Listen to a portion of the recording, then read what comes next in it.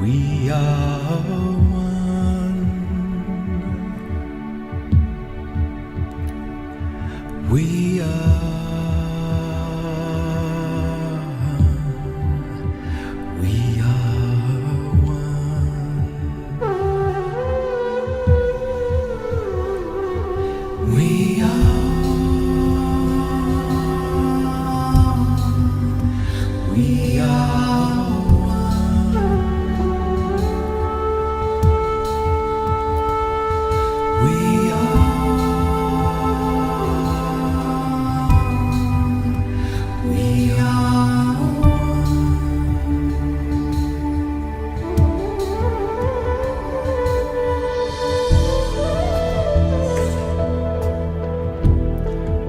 and we are love.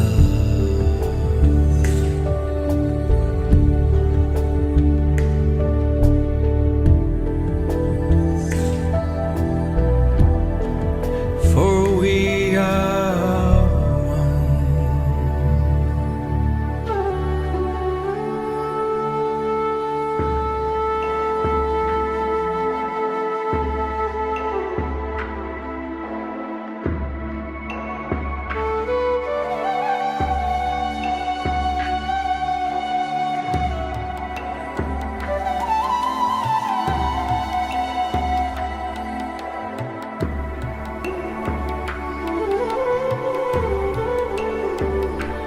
We are, and we are light. We are.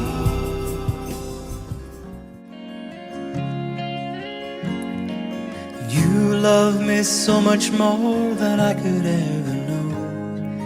Your love is deeper than this world will ever show. And all of life's beauty shines around this moment now. The sky and the cliffs, they seem to change my life somehow.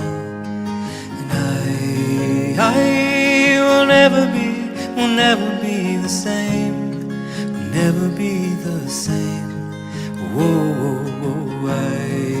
I will never be the same, never be the same ever again. Well, here I am waiting, Lord, my life is just for you. Please unfold all the plans that you would have me do. And if all the world's just a breath and nothing's here to stay, then all of the love we feel will save us anyway.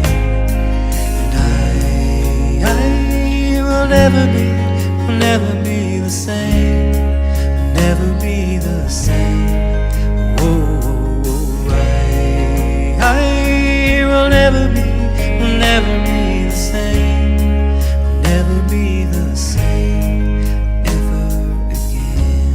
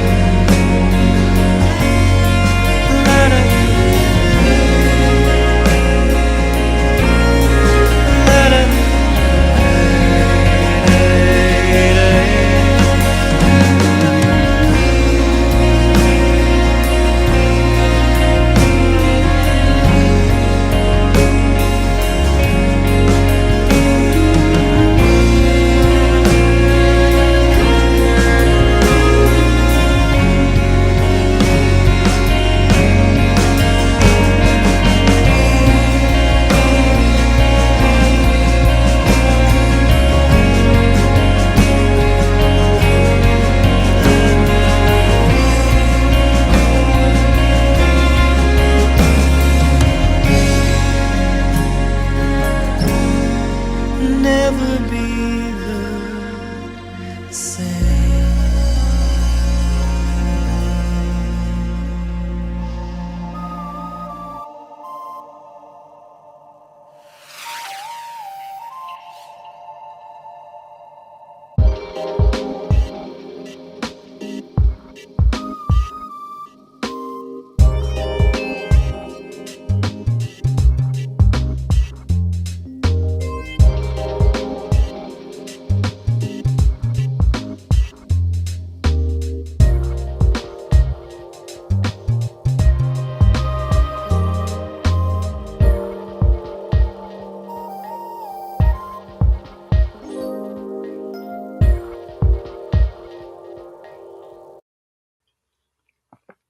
Hello and welcome to another SDAQ&A. I'm your host, Peter Dixon, and each week I'm trying to do a reaction video and an interview video.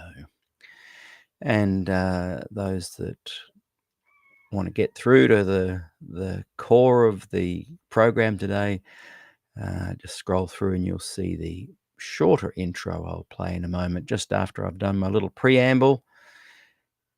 And thanks for watching and tuning in. We've got George here. Good on you, George, from Reno, Nevada. And someone has written, I'm assuming on SDA People's Voice. We've got SDA People's Voices watching today. Welcome. If you do watch from Facebook over at Voice or on SDA Q&A, please put your name in the comment, because on my screen it just comes up as Facebook user. And they wrote, "This song has seeped into my soul, Peter, and I will never be the same again. Thank you for making use of your talents." Thank you very much for that comment. I really appreciate it. Excuse me. And that whole album is available. Whoops, wrong one. That whole album is available on Spotify for free, or you can find it on iTunes if you like. And buy it. Support me financially. Or you can scan it there on the QR code. I'm a bit croaky this morning for some reason.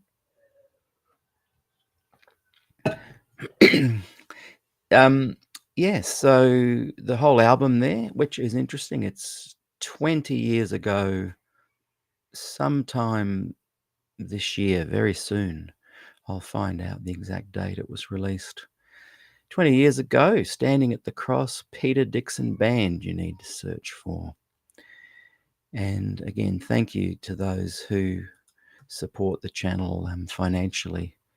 You can either go to the QR code there, or you can go direct to paypal.me/Peter Dixon Music, and you'll see Avondale Music there. Really appreciate your support as I try and build the channel and get more information out there. So today I will be talking about an incredible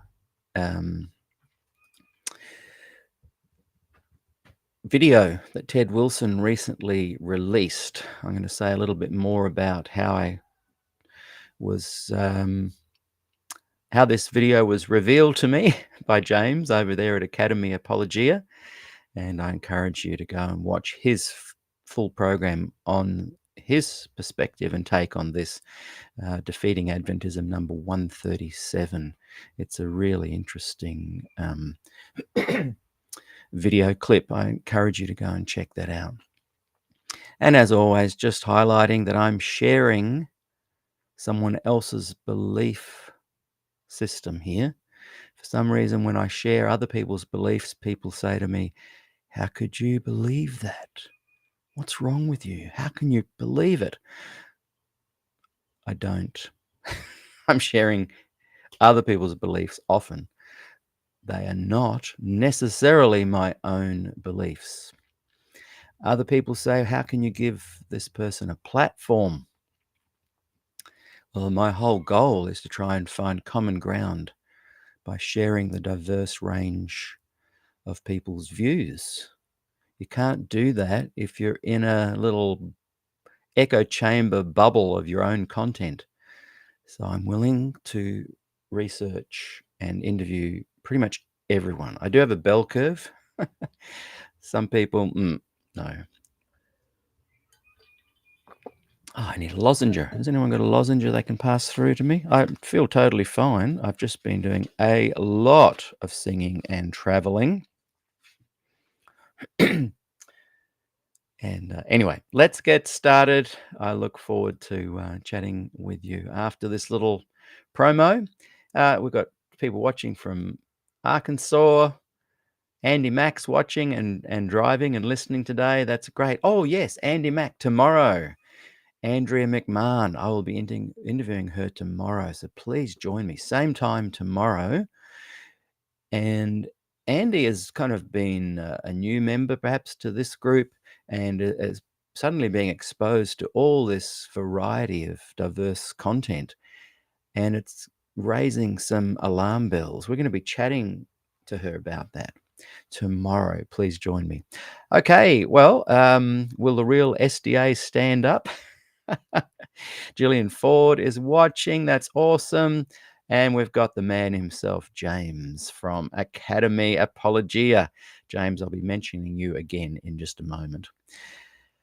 Okay, right, let's get moving. James Andres, how are you, James? Watching from California, your second home, yes. And is it? Am I right that it's 6 o'clock there, or maybe 6:10 now? Let me know in the comments.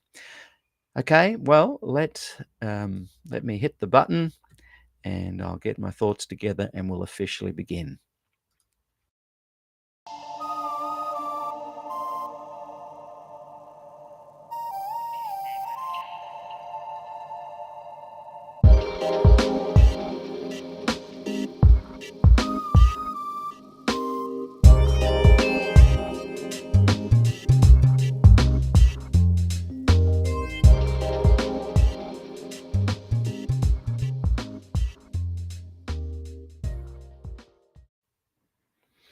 Hello and welcome to the program. Great to have you here, and welcome as always to SDAQ&A. Won't be a second.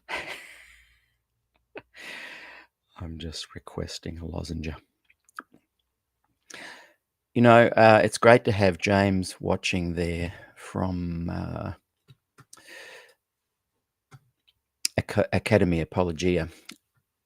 And thanks to the other James, Andres, for funding my trip to the former Adventist Fellowship, where James from Academy Apologia was. And in a chat with him, he mentioned to me that he was about to do a show on Ted Wilson, and a recent clip that he had seen where Ted had been talking about the plan of salvation that Adventists have, and his belief in sinless perfection. Now, when he said that, I thought, surely there's going to be euphemisms and it's not going to be that clearly explained. However, it turns out James was correct. And I encourage everyone to go and listen to James Defeating Adventism 137, Seventh-day Adventist President Ted Wilson and Sinless Perfection. And you'll get a much more theological discussion and explanation and reaction to that video. So thank you very much, James, for putting me onto that. And I'm not trying to steal your idea at all. I just think that this clip needs to be seen and needs to be commented on by a variety of people. One important thing I want to suggest right off the bat, I'm speaking of Adventism as a movement, as a collective. So many people write to me and say, oh, this is not my experience. Oh, I'm so sorry for your experience that you had. And hey, Adventists do so many great things. I'm not talking about individual people's experiences. I'm talking about what is Adventism as a whole? What is real Adventism as a big picture? What's the global Adventist message? And sure, there are plenty of diverse views, takes on it from the pulpit to the heavens of the GC.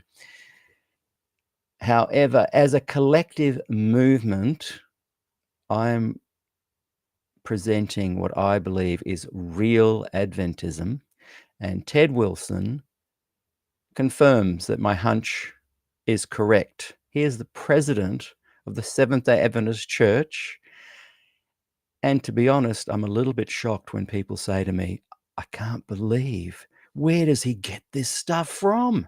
How can he be so off base?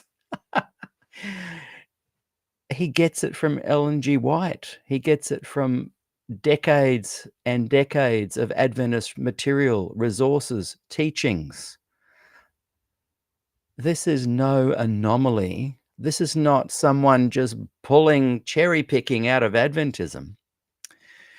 Also, I want to address a lot of people who are wonderful gospel Adventists.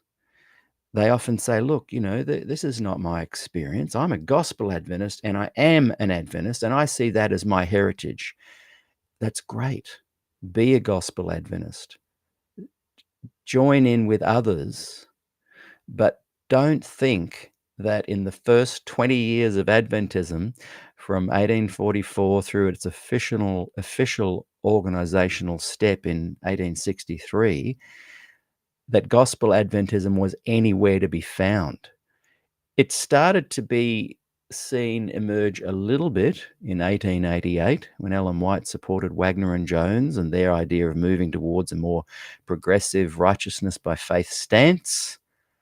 But really, that was the kind of biblical gospel that shifted them from, God isn't even going to consider my efforts until they are really perfect and I'm sinless and I'm ready.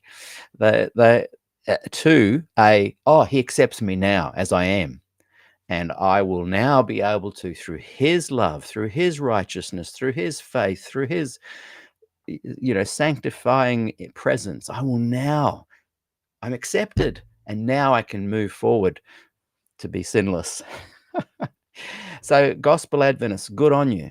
But look, we could hear murmurs of your movement rising in 1919. We could feel it bursting at the seams in 1957 with the release of Questions on Doctrine and the huge desire of many Adventists to release a more evangelical presentation to the globe. But ultimately, Des Ford came along, and let me advise you guys to go and look at my program, Season 6, Episode 21. And you will find Gospel Adventism in a nutshell. If you want to be a Gospel Adventist, gather around the incredible teaching of Des Ford there in Season 6, Episode 21, which is a recording of him sharing the manifesto of Gospel Adventism in a 1-hour talk that he took in October 27, 1979. It spread around the globe in days. This was talk about going viral pre-social media. It went viral because Des Ford nailed it. He nailed what Adventism could have been, should have been, but never will be. Why won't it ever become a truly gospel Bible-based evangelical movement? Because at its core, Ellen G. White teaches extraordinarily clearly that there must be a vindication of God via a salvation plan that involves raising a certain people to stand sinless at the end of time, in the time of trouble, proving Satan's claims as being in error. That is the thrust of the collective Seventh-day Adventist movement. Maybe not your individual experience, but it is without doubt real Adventism. And what you're about to hear today, and I don't apologize for this, I will be pressing pause on this talk a few times. It's a 10-minute talk that he has, but I want to just highlight a few key components of his talk that I think are very important to tease apart, address, and be very clear on, that Ted Wilson is speaking real Adventism, not my Adventism. I was an Avondaleist. My religion, my movement was Avondaleism. I was an Avondaleist. I grew up on the campus of Avondale College, now university. Our leaders and inspired writers were Des Ford, Norm Young, my father, Dr. Magnuson, and yes, Dr. Lindsay, who's quite conservative, and I would say stands perhaps alongside such preachers as Doug Batchelor. Perhaps. I haven't interviewed him, but he is a wonderful man. And on that campus, we had diverse thought, teaching. I was just a kid running around the big water tower there, and I grew up with the kids of these people, these leaders, Mrs. Hoken, my mum, the Drewers, the Irvines, good people, embracing a gospel-centered Adventism. That's my experience, but it is not the global collective Adventist experience. And Ted Wilson is wanting to bring home and remind people of what real Adventism is. Okay, I'm not going to look at the comments just now, but once I've had my reaction to this video, I am going to open up to comments, because I think we need to nut this out, tease this out together. And I might be wrong.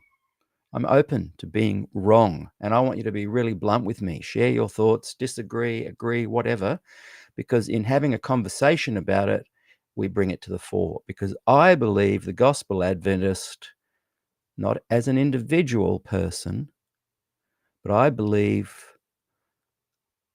they don't realize the damage that this kind of Ted Wilson real Adventist doctrine does to young people.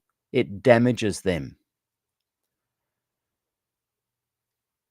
And they need to be more public. In just writing my promo for this video today, I would say I've had 30 emails and messages at least of people saying that this is not their Adventism. Ted Wilson's Adventism is not their Adventism. And of those 20 or 30, I reckon 70, 80% of them are Adventist employed. Here's the problem. It's not your Adventism, but you won't come on shows like mine and social media. I know one person, maybe two, who speaks publicly and is an employee against this kind of Tedism. The rest speak of it behind closed doors. Gospel Adventism is a covert movement within Adventism, and you share a lot of common ground. You come from, you've birthed and grown out of that. But Gospel Adventism is a different being. It's a different movement. Go and watch season 6, episode 21. Des Ford, in 1 hour, will show you true Gospel Adventism. Right. Where am I at? Let's watch this. And as I said, I apologize, but I will be pressing the pause button. And if this show's not for you, that's fine. There is no compulsion to watch. But I will also need to be looking at buttons here. I feel like I'm at the cockpit of a big aeroplane. So let's see how we go here. Okay. Ted Wilson, President, Seventh Adventist Church, and his plan of salvation. We are considering a very Greetings, friends. Today we are considering a very important question. What is reality? What is reality? Wow. What a what a what a big statement, because he's inferring that he's now about to tell you what reality is. This is no small claim. Let's continue. Especially the reality when it comes to our salvation. Some say there is something called love reality. And while there is a love that is real, it is important that we understand that true love, the true reality of love, only comes from God, and it is defined in His Word. Now, in 1 John chapter 4, verses 7 to 8, we read, "Beloved, let us love one another, for love is of God, and everyone who loves is born of God, and knows God. He who does not love does not know God, for God is love." Now, he's inferring there, and he holds up the book that Adventists love to do. We're a people of the book. And he's going to the Bible, implying, someone tell me which is the correct one to use in this case. He is suggesting that too many people go with their emotions of what love is.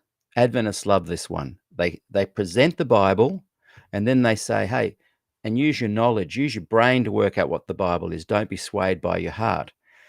But then he attempts to bolster that claim by reading a quote from John, which is not saying that. Okay, that's just a little thing. But John is not saying that. John is saying God is love. You see, God is indeed love, and nowhere is His love revealed more clearly than in the plan of salvation. I won't interrupt this much. I'll just let it go. But there's some key things at the start I wanted you to ponder. He says God is indeed love, and then he talks about this plan of salvation. It is so important because a lot of what he does now is unpack this kind of plan of salvation, but doesn't really say the bookend, the two very important bookends to this. And the bookend, which explains the Adventist version of this plan of salvation, must include why have they implemented this plan of salvation. I'll tell you, because Satan made some claims that people couldn't keep the commandments. And at the other end, what is the manifestation of this plan of salvation? It is an example of the people being raised up to complete this plan and prove that Satan was wrong, to stand sinless without an intercessor, to demonstrate to the rest of the world that as Christ did, humans can also keep the law of God, thus vindicating God and proving Satan's claim incorrect. This plan of salvation, the Adventist version, cannot exist. Otherwise, it's just a nebulous plan if we don't know why the plan is there in the first place, and if we don't know what the conclusion looks like. If you think I'm wrong on that, go and read Great Controversy, chapter 28, chapter 29, chapter 39, and chapter 40. I'm going to paraphrase here. I'm reading an excerpt from a book I'm writing, which I was going to call Leaving Adventism, but Steve Daly has beaten me to the post. His next book is Leaving Adventism, and good on him. Great. Go for it. I'll come up with a new name. But this is part of that book. This is me paraphrasing, In the book, I will be adding some more clear references, but we don't have time to go through that. But if you think that I'm making claims and picking them out of the air, cherry picking, you have not done your research. You've just been going along and living the kind of Adventism that I did for 54 years. I've got a point to make later, but if you just go along and do that, you're presenting an R-rated spiritual abuse amount of content to young people way too soon. So if you just want to be happy, clappy, love Jesus and talk about all the good things that you're doing without speaking up and putting an end to this spiritual abuse, this R-rated spiritual abuse to young people, then you have your head in the sand. Shame on the silent ones.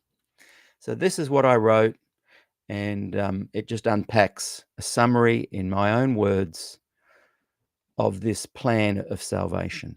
In chapter 29 of Ellen G. White's book, The Great Controversy, I'm just reading from it here, by the way. I can't bring it up onto the screen.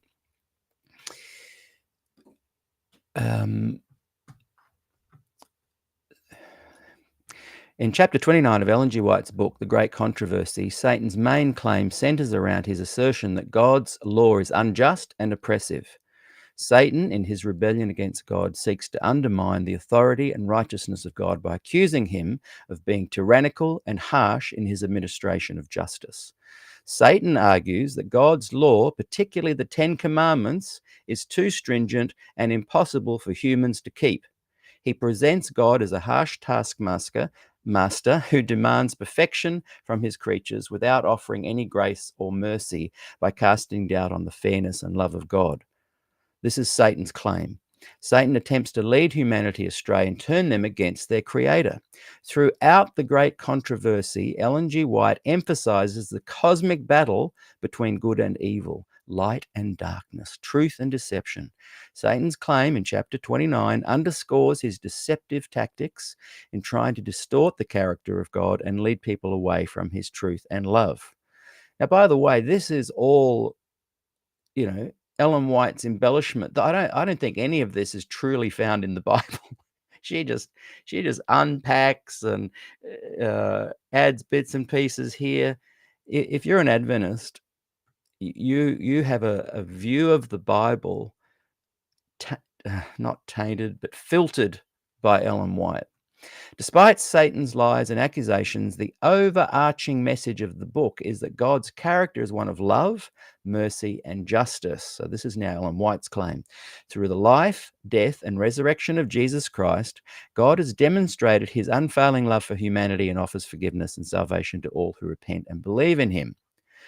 What Adventists do, though, is they take the perfect life of Jesus, instead of seeing it as a sacrifice to be placed on the altar at the cross for the atonement process to be completed, they see it as, this is an example we can now follow.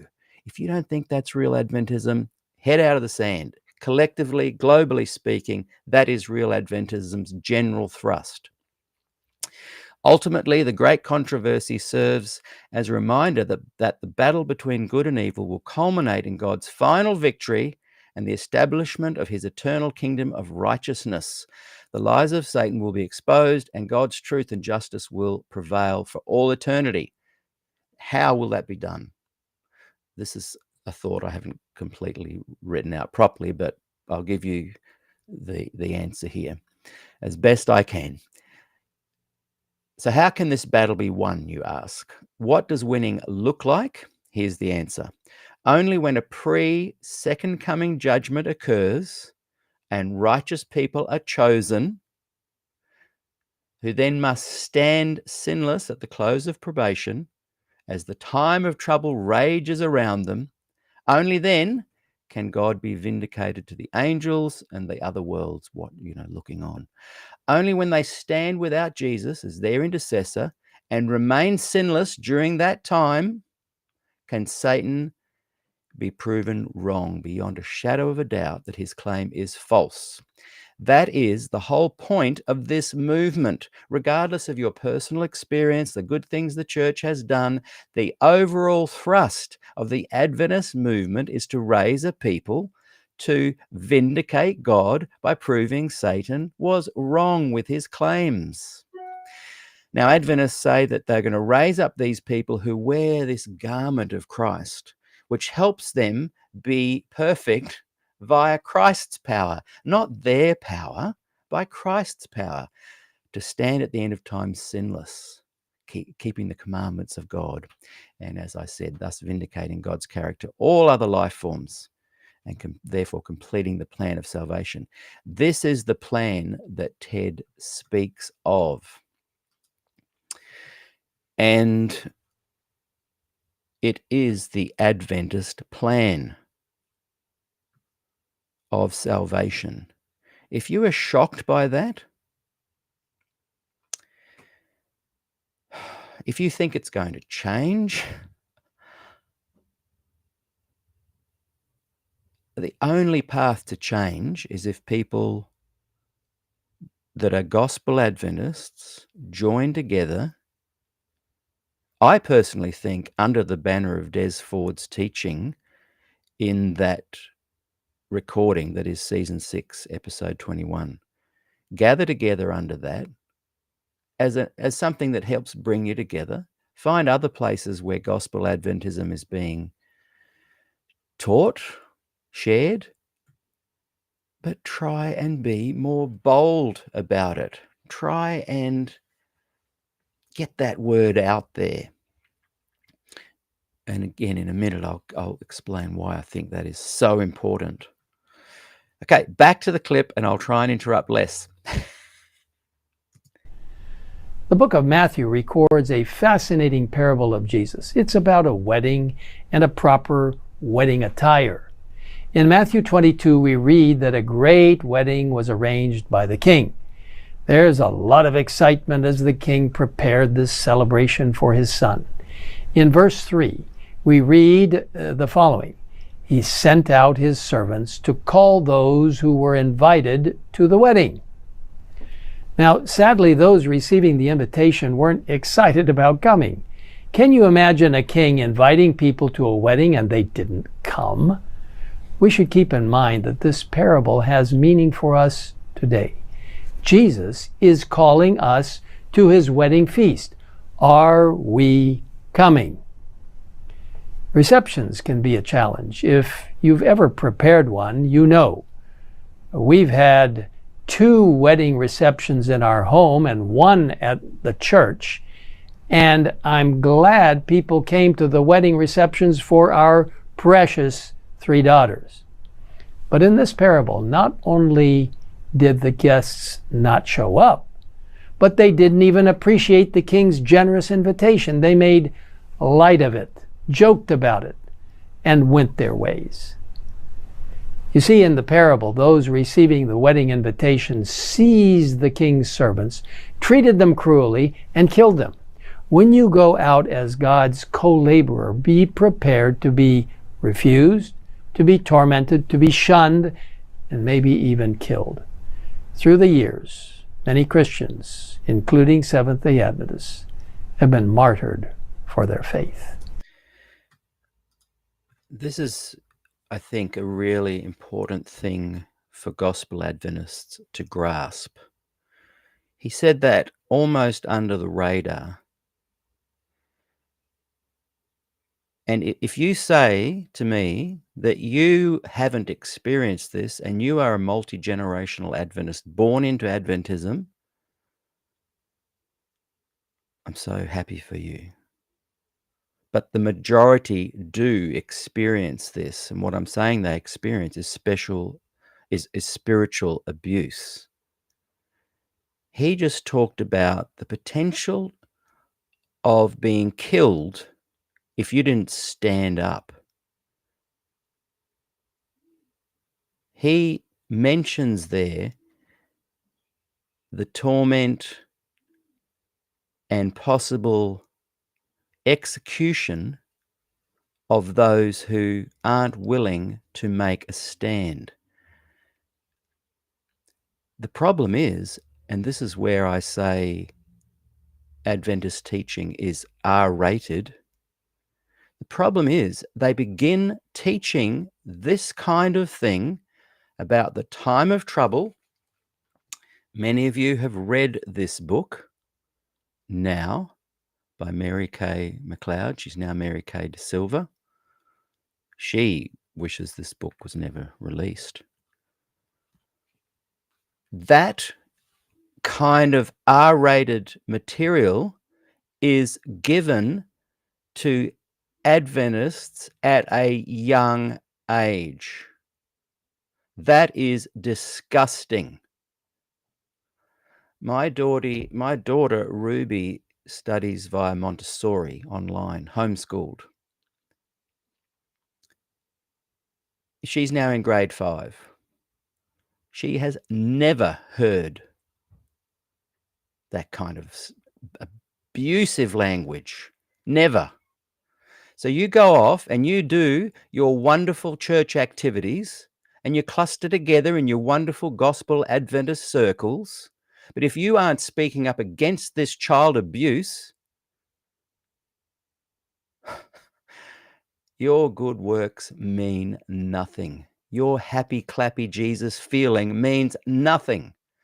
I was wheeled out time and time again to junior Sabbath school aged kids to sing worship music, and I brought them into a beautiful sacred space where they were open-hearted, and the speaker would come out and talk about the lashings that Jesus got before he was put on the cross.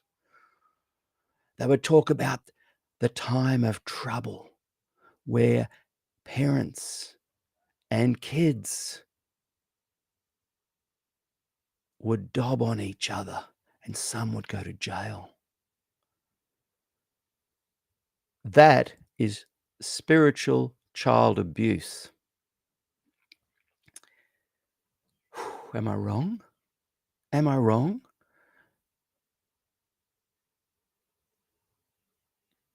This happens more often than not, collectively, the big picture of Adventism, and he just said it right then.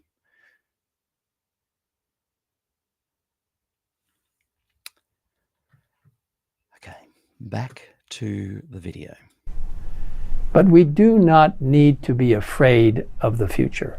We are assured of Christ's presence until the very end of time. And anyone who has been... Don't be afraid. Don't be afraid.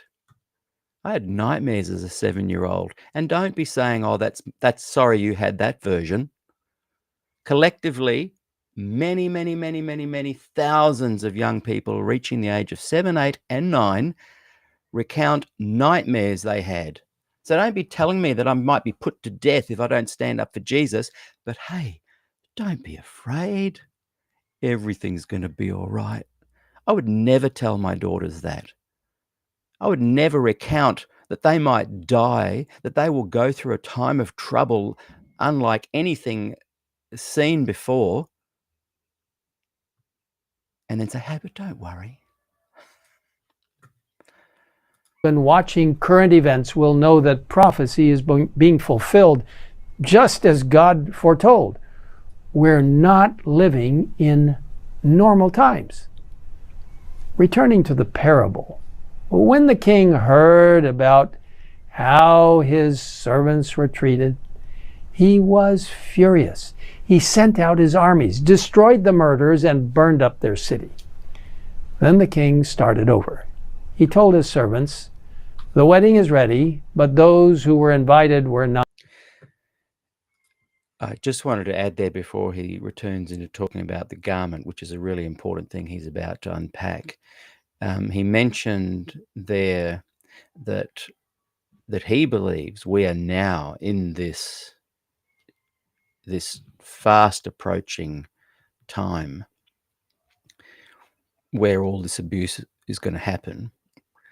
And you may recall a few episodes ago, I read either my great-grandma or great-great-grandma, I think 1895-ish, a letter to her son about the wars and the troubles, and surely we are living in these end times. Adventism has got this little thing built into it that just constantly, every new generation, that's why these kind of programs are important, because it needs, with the next 2 years come along and there's a whole new generation living in this end time loop. It's about to happen. Oh, look at the world. It's destructive. It's abusive. Okay, back to the garments. Not worthy. Go into the highways, and as many as you find, invite them to the wedding. Many people came, both bad and good, and the wedding hall was filled with guests. Today, as God's message is proclaimed, there will be people who aren't aligned with God's holy word, but will be part of those who come. To the very end of time, there will be the good and the bad, the wheat and the tares, but there will be a shaking. And in fact, I believe the shaking has begun. There's only one way you and I can prevent ourselves from being swept up with erroneous ideas and cultural implications that push against God's word. There's only one way from being shaken out, and that is complete reliance upon the righteousness of Jesus Christ. We must receive Christ's justifying power, his sanctifying power, his justifying righteousness and sanctifying righteousness, his reviving and reforming power and righteousness. You see, the Bible is filled with beautiful promises showing what Jesus can and will do for us when we accept his robe of righteousness. As many as received him, to them he gave the right to become children of God, to those who believe on his name. Philippians 2, verse 5 encourages us to let this mind be in you, which was also in Christ Jesus. And Revelation 3:18 tells us exactly who we are and how we are to be remedied from the terrible curse of self-centeredness. Buy from me gold, that you may be rich, white garments, that you may be clothed. There's a few things in there I just can't let slide. He's saying, essentially, if you don't believe what his version of Adventism is, which is real Adventism, then you are selfish and self-centered. He also talks about the shaking that he believes is happening right now, which is an indication of the end of time. Ellen White was talking about the shaking in her time. Adventism has been shaking so much and for so long that it might lead to dancing. Anoint your eyes with eye salve, that you can see. As many as I love, I rebuke and chasten. Therefore be zealous and repent. Now again, returning to the parable, we see what happened next as a fascinating explanation of Christ's ministry. In verse 11, we read that when the king came in to see the guests, he noticed a man not wearing a wedding garment. Friend, he asked, how did you come in here without a wedding garment?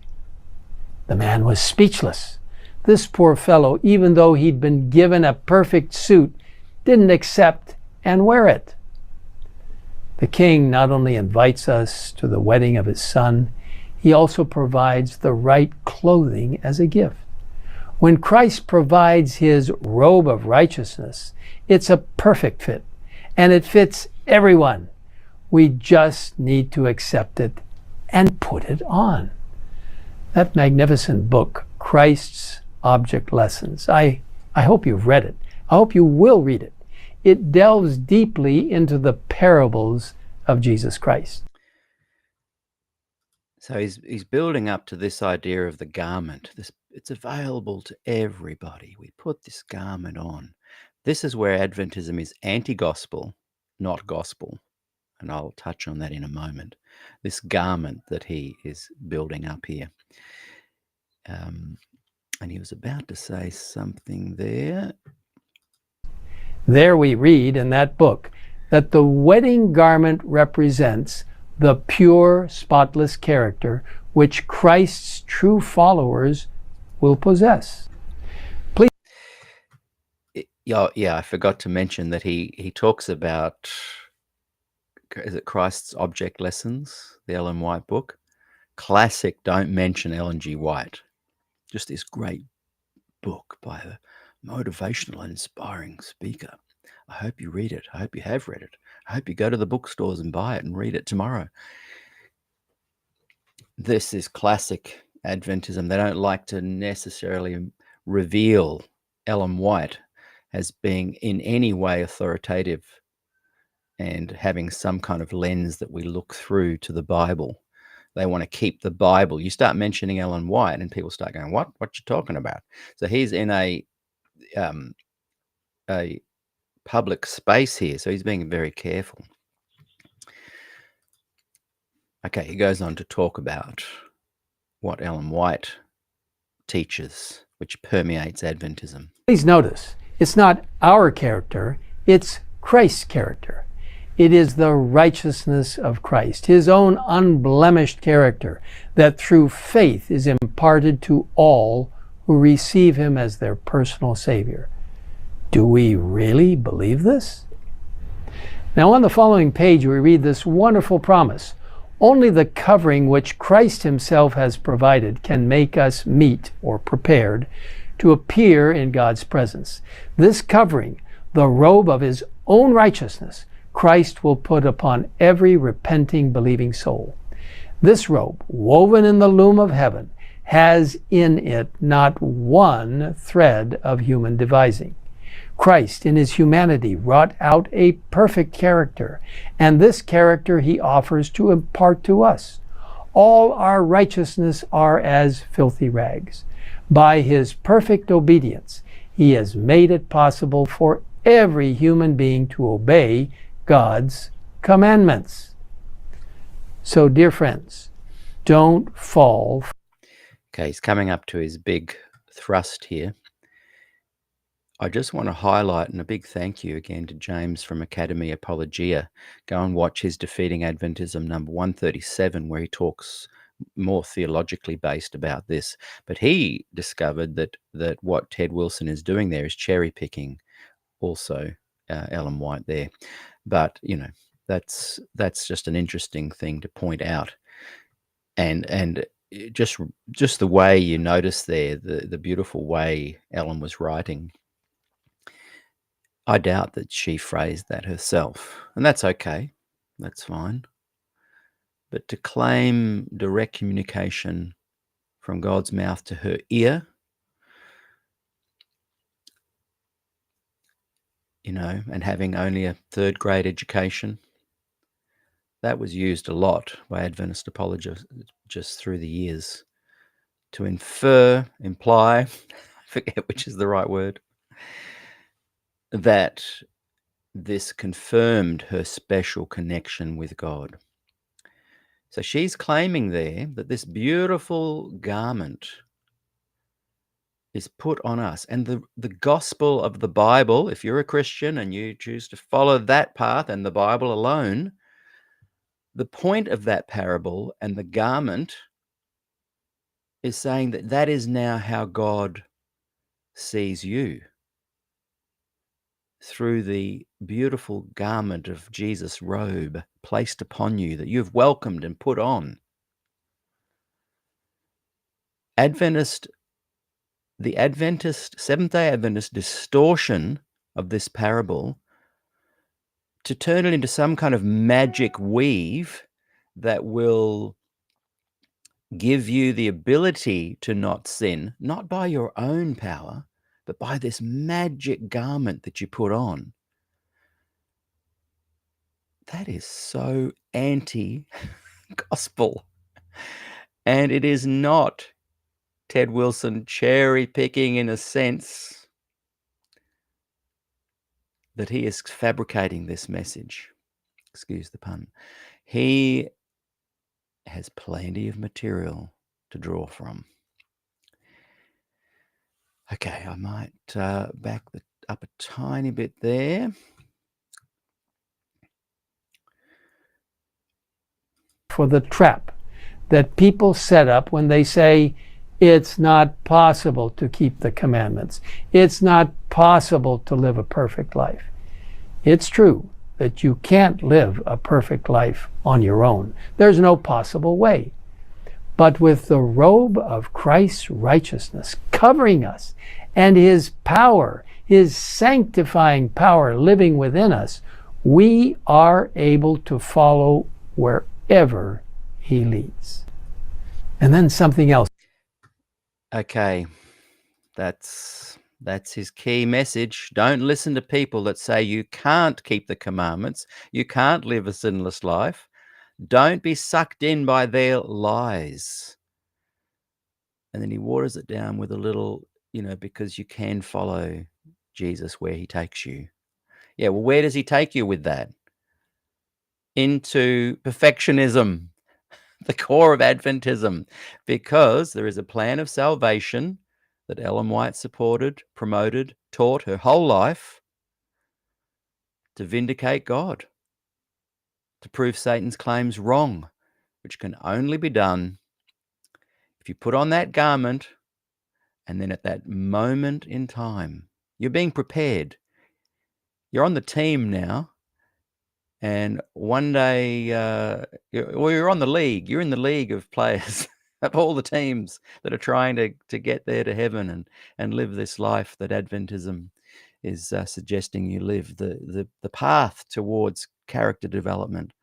But there's going to come a time, there will come a time, according to Adventism, real Adventism, where you will have this robe on and probation is just closed or about to close. It's a little bit unclear, but you must then. So at that point, you are chosen. The team is chosen. A righteous team is chosen. And at that point, intercessor Jesus leaves. Angels are clapping you on from the side. Holy Spirit's still weaving around a bit, but not in any way to kind of help you, just as a soothing balm and a hope for the future. But without Christ as an intercessor, which is nowhere to be found in the Bible, nowhere is it taught that Jesus removes his mediation. Zero, not biblical. If you agree that that's not biblical and you are an Adventist, and you say that's not your Adventism, it is the big picture Adventism. It is the Adventist collective. It is the Adventist hive mind, as Ted Wilson is confirming. They must therefore stand sinless. Why? Because it's the completion of this plan of salvation. They will stand sinless to prove Satan wrong in the eyes of other planets, the angels. Happens. Sanctification starts to move in, and that is Christ's righteousness. When we submit ourselves to Christ, the heart is united with his heart. The will is merged in his will. The mind becomes one with his mind. The thoughts are brought into captivity to him. We live his life. This is what it means to be clothed with the garment of his righteousness. Righteousness is right doing, and it is by their deeds that all will be judged. Our characters are revealed by what we do. The works show whether the faith is genuine. Now we read further that it is... The works show whether the faith is genuine. By the deeds they are judged. In this life that we are to put on the robe of Christ's righteousness. This is our only opportunity to form characters for the home which Christ has made for those who obey his commandments. Take heed lest you be found at the king's feast without a wedding garment. Are you willing, my friend, to receive from the hand of Christ his covering garment that will enable you to be a co-laborer with heaven? accepting the beautiful gift of Christ's robe that covers and transforms us into his image is foundational to becoming a follower of Christ. May each of us be so filled with the power of the Holy Spirit that people will say, those Seventh-day Adventists, they know Jesus. He lives in their hearts, and they are the greatest proclaimers of Christ's righteousness. I hope that will be your experience and mine. I invite you to pray with me just now. So the invitation is there as the music swells. You see, they wheel out the creatives. Hi, friends, are you willing to take on this challenge and to wear this garment? It is designed to deceive even the most elect. Are you willing to take this on so that the rest of the world sees you and goes, wow, these people have really got it on? Something he said there about sanctification reminded me of an incredible interview I had with Pastor Wilf Pascoe, who has written a very brief essay on sanctification, unlike I think I've ever read before. It's season 2, number 64. You can only watch it if you're a member in the SDAQ&A Facebook group. Slowly getting season 2 up onto YouTube. But wow, go and watch that interview. Or even, I think sometimes Darren is watching in the comments.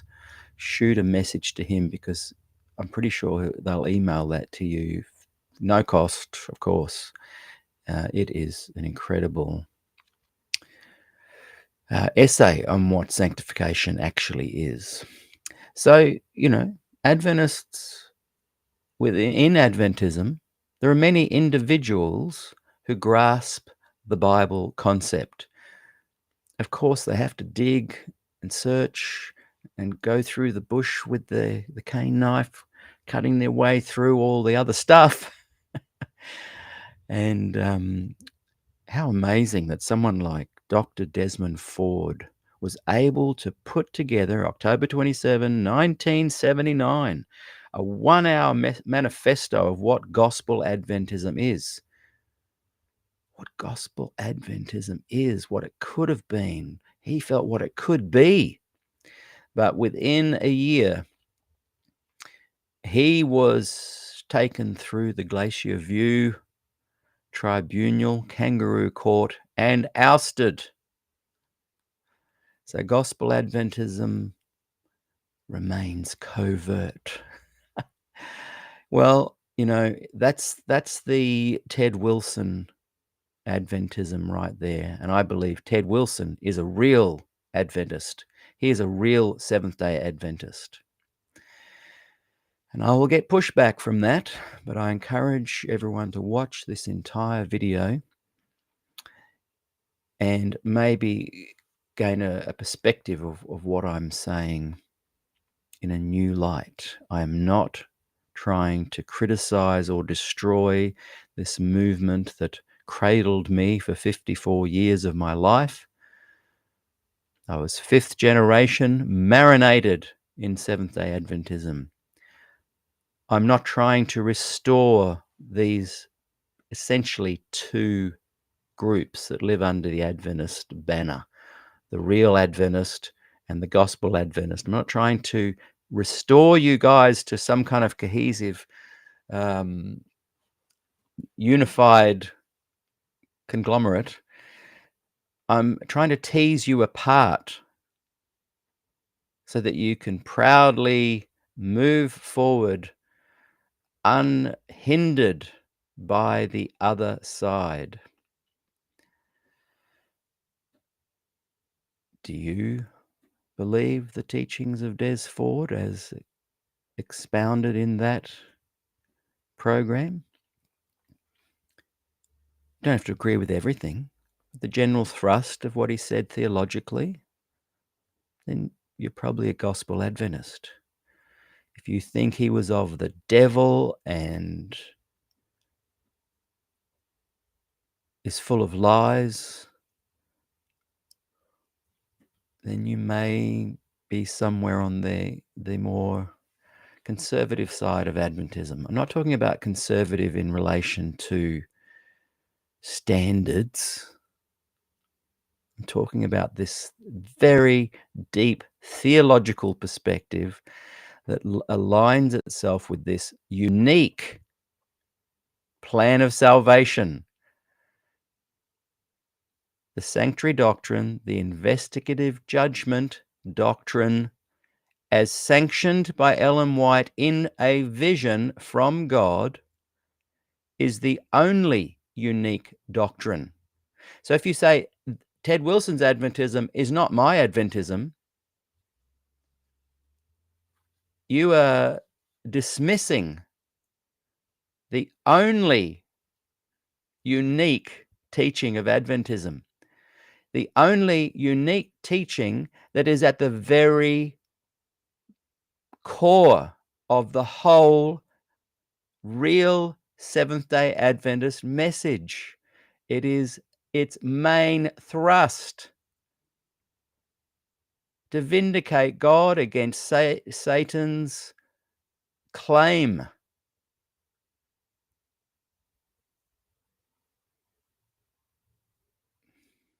Okay, thank you for that. Wow, I went way quicker on that than I thought.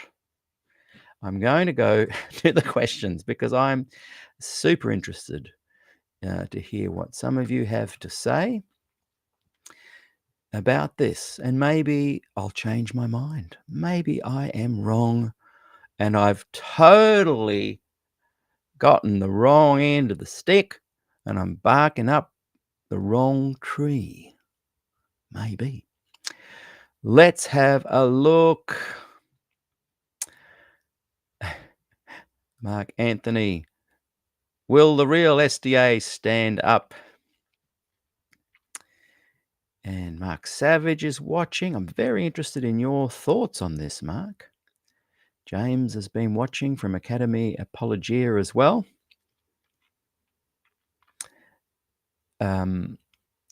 Someone has written, oh, maybe I can watch him for a minute. He's taken Adventism back to early days. Facebook user there.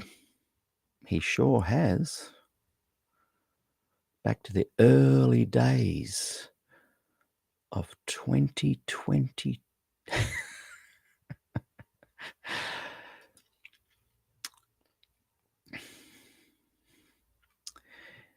And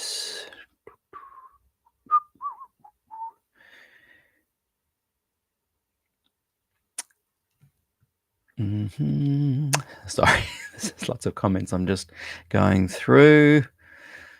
Great to have Arthur Klim watching. And I'd love some of his thoughts on this. George Tishi writes, I am now neither. I am now a post-Adventist. You're a poster-person Adventist. Peter Mashenko writes, is Dez's forum talk a manifesto of gospel Adventism, or is it primarily a presentation of the problems with the traditional SDA view on the sanctuary doctrine? From memory of listening to it, I think perhaps more the latter. I would agree with you, Peter. I'm just suggesting, having listened to it at least 10 times,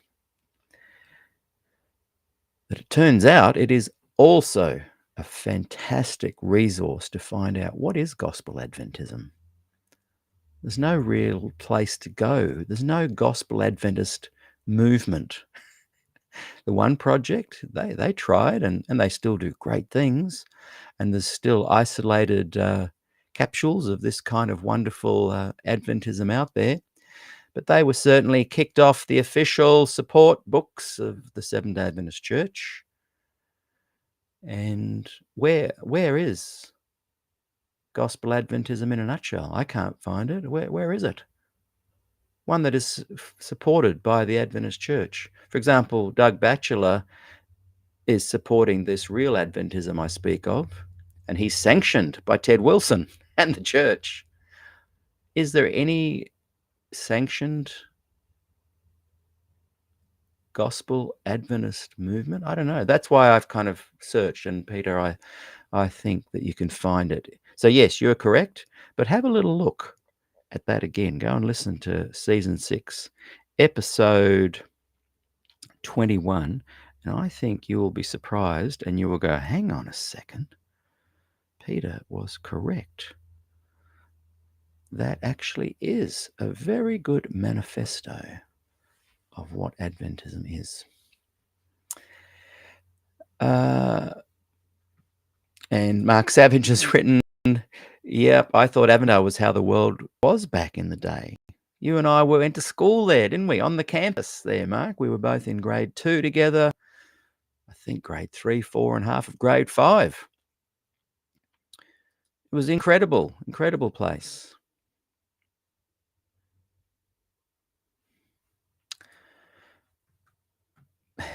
Ray, thanks for watching. From San Diego, always impressive when a man is open to being wrong. Thank you very much, Ray. I am open to being wrong because I have been wrong many times. I remember when I was in my late 20s and I was having some I'm getting personal here, and was having some relationship problems. And in my mind and to my friends, I was blaming the girl in this situation, that it was her fault. And one of my friends, thank you very much, I'd love to say your name, but you may not like if I do, called me out on it and said, dude, you're an idiot. And I realized that I was causing most of the problems myself. And so I tried very hard from that moment in life to really analyze, am I being right or wrong in this situation? So there we go. Ray, you brought out a little private story there. Ray adds, if you know the gospel, you leave the Adventist demonic cult. Mic drop. End of story. And Gillian, I'm so glad you got to watch. I know you had to race off to a meeting. I hope you get to watch some of what you may have missed. Ted Wilson represents the official voice of the church. What do Adventists believe? Surely an outsider should be able to find out from hearing the GC president. From experience, it's a mistake to think how you experience Adventism locally or online is what Adventism really is. What the GC president believes is important. That is so true. The kind of Adventism I grew up in, though I did have nightmares, as I mentioned, and struggles when I played music and found some of the real Adventists pulling out the power plug and causing my PA to cease making a sound. And though I really was disappointed when I was at Sabbath school or an afternoon meeting here at Memorial Church just down the road, and people came in dressed in army gear with guns, saying something about the Sunday law has been imposed. Stand on this side if you want to keep the Sabbath. Stand on this side if you follow the law and us. The pandemonium that ensued, cut short by the youth leader who said, hey, what if this was real? What if this was a real situation? Apart from that, my Adventism was wonderful. And like Gillian says, there are many Adventists representing a different kind of Adventism online, socially, in small clusters, locally. But as people look into Adventism from the outside, which is the subtitle of this program, SDAQ&A, a former Adventist looking in from the outside, as I now and with the outside brothers and sisters and others looking in, what do we see out here? What we see is the president of the Adventist Church, united with millions of others, confirming sinless perfectionism. And has he released or is about to release 1 billion copies of The Great Controversy? So great. Go back into your little happy cluster of Adventist gospel where everything's great and you're all getting on. But just remember that outside, what we see is a collective, real Adventism as presented by the president, unpacking the plan of salvation, incorporating sinless perfectionism at the very heart of his little 10-minute message. So, yeah, Gillian, what the GC president believes is important.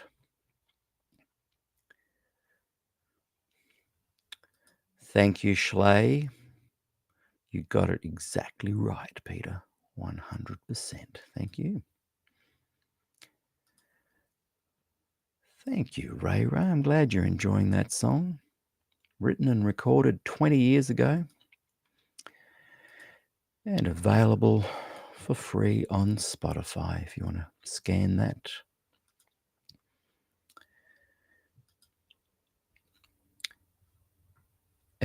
Peter Mashenko writes, instead of leaving Adventism, how about finding the gospel or rediscovering the everlasting gospel? I would love people to send in title ideas for my book.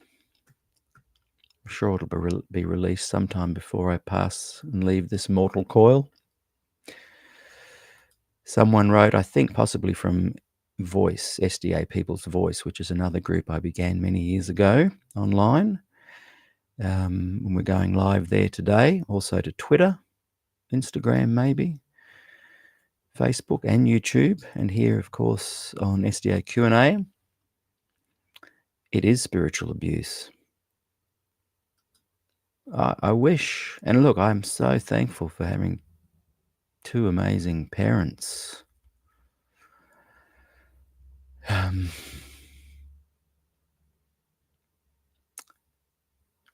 Who were able to calm me through those time of trouble, now induced nightmares. Thank goodness for them. Dad's 91, Mum's 86. Going there for dinner tonight. Thank you, Mum and Dad. Here we go. I don't know who said this. Not the Adventism I was raised in. Whoever wrote that, you haven't watched this program, have you? Someone else has written, Adventist to vindicate Christ. That is a bad joke. I have rarely met Adventists out there that are warm agape Christians. I've met many warm agape Adventists. I have many as my friends. A large number are sometimes warm because they want to witness to you. I did that myself, but I didn't even realize that's what I was doing. That's how deep the cognitive dissonance goes. That's how deep it is. You just don't realize it. You just feel yourself being nice and friendly. And somewhere in the distance, you're thinking, oh, fantastic. I get to share this amazing Seventh-day Adventist plan of salvation. If this isn't your Adventism, whoever wrote that before, what is your Adventism? Obviously, it doesn't include the most unique doctrine of Adventism. What's your Adventism? If you're still watching, write up there who your name is, and please add what was your Adventism? Because obviously it did not include that one and only unique doctrine, the complete plan of salvation as told to Ellen White from God. Obviously it didn't include that. You must have been raised on an island existing only by yourself. What a hard-looking, mean face Ted Wilson has, a reflection of his heart. He hates the rainbow-coloured lettered community. Interesting that he even got a dig in there about that. I don't know if you noticed that, where he was talking about, I can't remember the exact words, but needing to stand firm on not being swayed by social agendas. Arthur Clem. The claims about the cosmic struggle is so focused on SDA doctrine. Think of this struggle about the character of God exemplified in the Ten Commandments. Name them in your head. Thank you, Arthur. The cosmic struggle. If this wasn't your Adventism, no cosmic struggle, you're not an Adventist. You're not a real Adventist. The damage is real and so hard to recover from. Deanna, thank you so much for saying that. It's hard to recover from. Wow. And the Gospel Adventists, what are you doing to protect the children?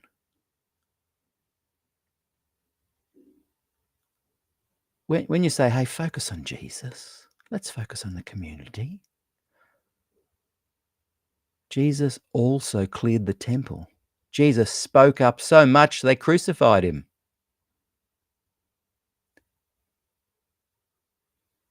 Where's your bravery gene?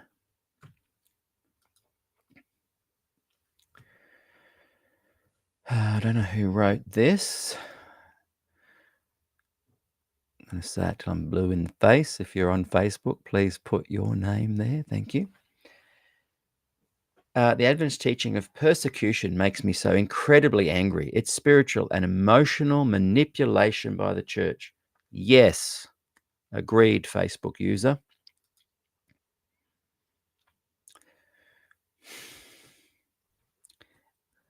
In my wonderful land of Avondale, when I grew up, Sabbath school to college to teaching at Avondale to running a music shop for 21 years called Avondale Music, people kept trying to come in and distort and take away my Adventism, because Ted Wilson's Adventism wasn't my Adventism. And this book gutted many of us when I was young. Anyway, I go to Avondale College, and in the first year, someone decides to turn this book into a play.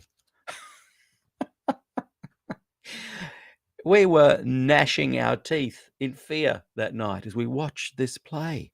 It affected us that whole year. It's abuse and emotional manipulation, and it's R-rated. Goodness me.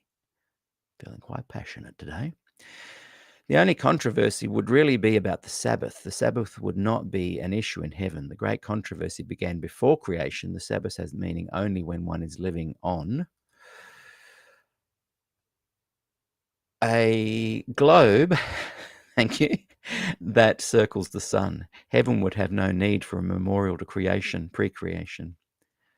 Very true. So all this stuff that was going on in heaven, the the fighting before Adam and Eve came along, they couldn't have even kept the Sabbath because time wasn't even constructed then. Maybe, yeah, I don't know. Can't work that one out.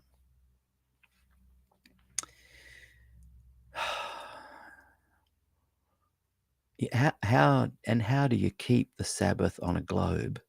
Has anyone even looked at the dog leg of the international dateline? What's that? And where does Greenwich Mean Time start? Is it over Jerusalem? Is that where we start our 7-day cycle? And how many times has it been changed?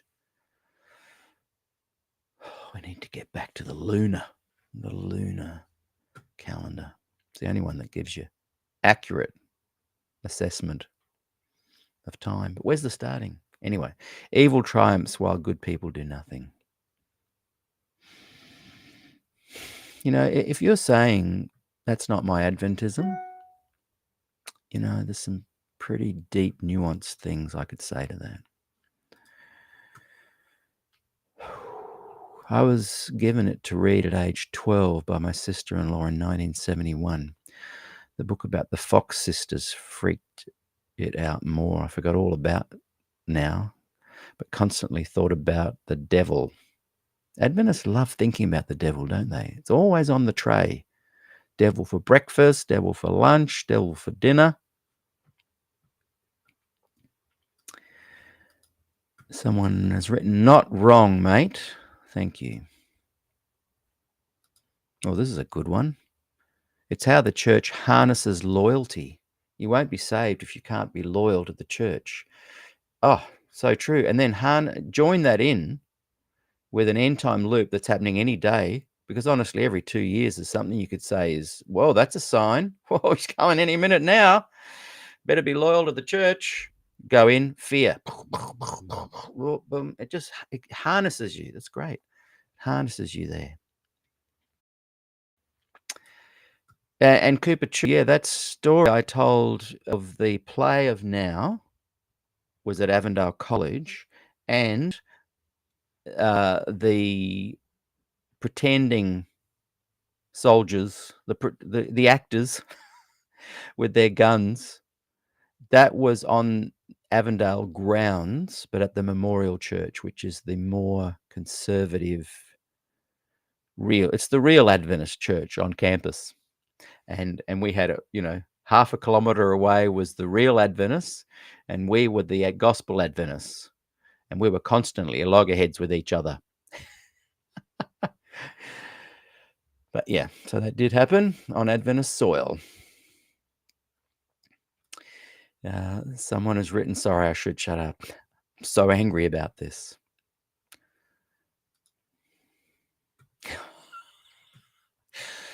Oh dear, I'm not even bringing that one up. Hey, Dale, email me. Good to have you watching today.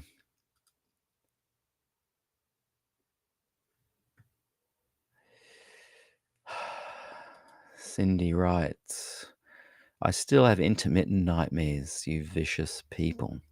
Sorry to hear that, Cindy Lou. I can't believe I laugh about this. Every now and again I laugh about it.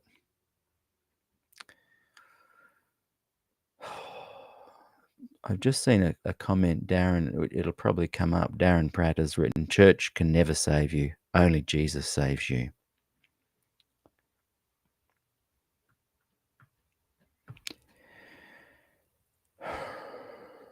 Okay, nothing to see here then, Darren. Nothing to see. Ted Wilson has not contributed it at all. He is saying only Jesus saves. That's the thrust of his message. So you're saying nothing to see here. And then you've written, we'll have to watch this later.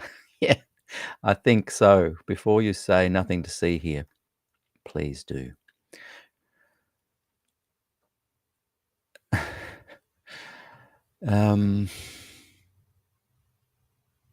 Someone laughed at my joke about the shaking going on.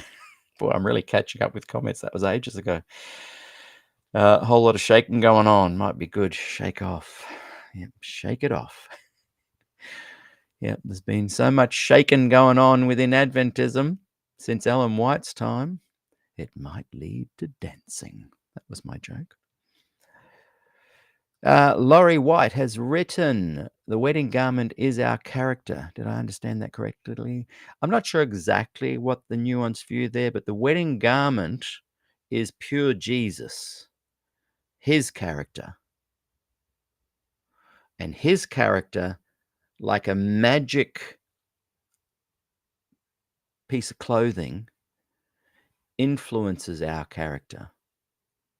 The real gospel says the garment of Jesus is now seen by God as your pure character. That's the garment. Just put it on, covers up your raw, normal, earthy, sinful self, filled with errors and sin. Covers it up. But Adventists teach that the putting on of the robe, which is Christ's character, permeates into your body, turns you into someone that can keep the commandments of God and live a sinless life. Michael C., I'm glad you've said this, Michael, because you're saying that's right, Pastor Ted. And yes, he is right. If you're a real Adventist, that will resonate with you and you will thank him for what he has said. And I hope that gospel Adventists get out of your hair, Michael C. That's my goal, to tease you guys apart while teasing you slightly. Does Ted have the character of Christ? Now, that's an interesting one, and I'm glad whoever raised that has raised that, because it's not that his judgment is now. He is still playing on many teams, but his hope is that his character will have been developed enough so that by the time of trouble, when Jesus removes his mediation, he's hoping he's chosen for that last team, the righteous people, investigative judgment, the pre-Advent judgment, as taught by Adventism. He hopes by then he will be able to stand with the character of Christ. But I don't think Adventists are claiming that they have it now or have to have it now. They're in preparation. But they've got to be ready any minute, though, so it's a daily adjustment. But if that's not your Adventism, you're not a real Adventist. And apparently, but are we yet good enough? And hopefully what I just said conveys that. No. But hopefully when that time comes. And Michael C. for cognitive dissonance, although he is very clearly aligned with Ted. So you've got no problem with that, Michael. That's great. You are a real Adventist. Peter, concerning E.G. White, God hath chosen the foolish things of the world to confound the wise, and God hath chosen the weak things of the world to confound the things which are mighty. Your comment confounds me, Michael.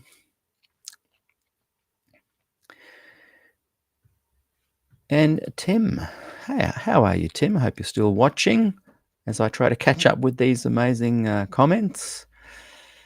LGT in verity. Yep. And I would propose that real Adventism has been LGT since the day they huddled in the barn and Hiram shared his vision that he'd just had crossing the fields, and Ellen White soon after was spoken to directly from God, spoken directly into her ear in vision, and she conveyed the truth that they would be the last generation if only they could remain sinless until he soon returned.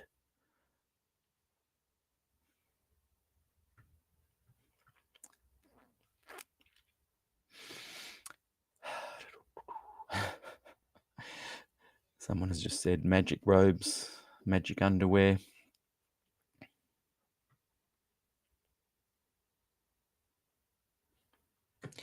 George has highlighted that Ted Wilson became theologically insane. It's not theology, it's heresy. It's heresy against, when compared to the gospel of the Bible. Christians who believe in the gospel of the Bible will see this as insane theology. But it's not insane compared to Adventist theology. It is identical. And like this person has said, it is certainly not the gospel. And as I suggested in my talk, not only is it not the gospel, but as John Rosier and Milton Hook pointed out to me in live interviews here, that not only is it not the gospel, it is anti-gospel. And Michael C. has written, Peter, it is biblical.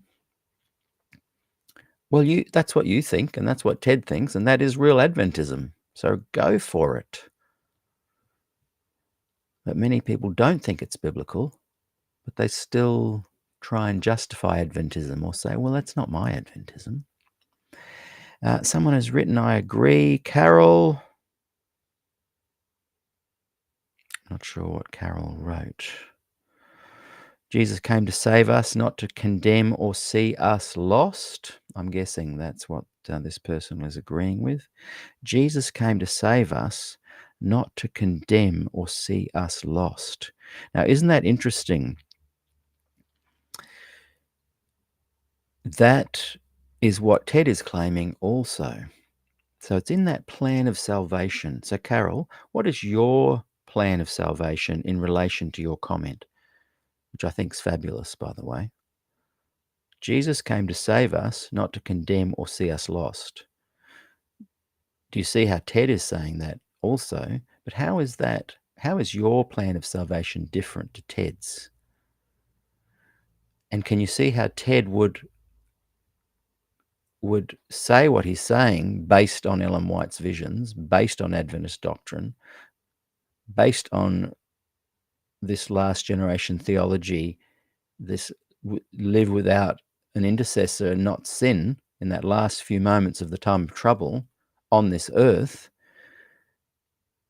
Can you see that's marinated within Adventism? It's very difficult to come up with this idea of Jesus saves us and doesn't condemn, doesn't want to see us lost, when that's exactly what Ted's saying as well. But do you see he's deceiving the very elect? And that's a concern to me.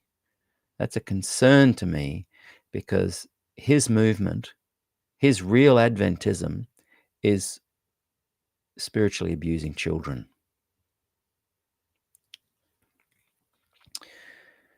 Darren says, I was referring to your comment to be loyal to church resalvation, Peter. Sorry, I've just joined. Yes, watch. Sorry, I've just joined. We'll watch fully later. I'd love you to watch and respond in the comments. Okay, I'm reading this from Ray Smith. I love anything Ray Smith writes. Ray, come on the program. Your silence is deafening. I do love what you write. Here is the fundamental error of Ted Wilson's theology. He does not end, and I'm not putting words into your mouth, but I think this is also the fundamental error of Adventism.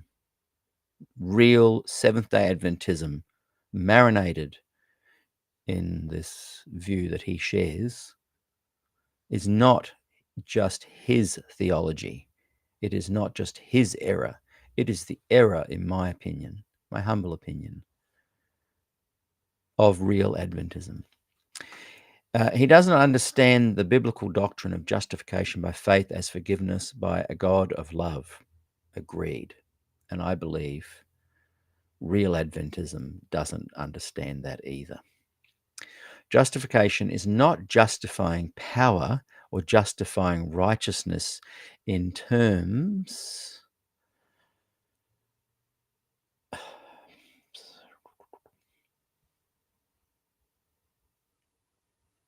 of the perfect robe of Christ's righteousness. Justification is in the blood of Jesus Christ, who was made to be sin for us on the cross.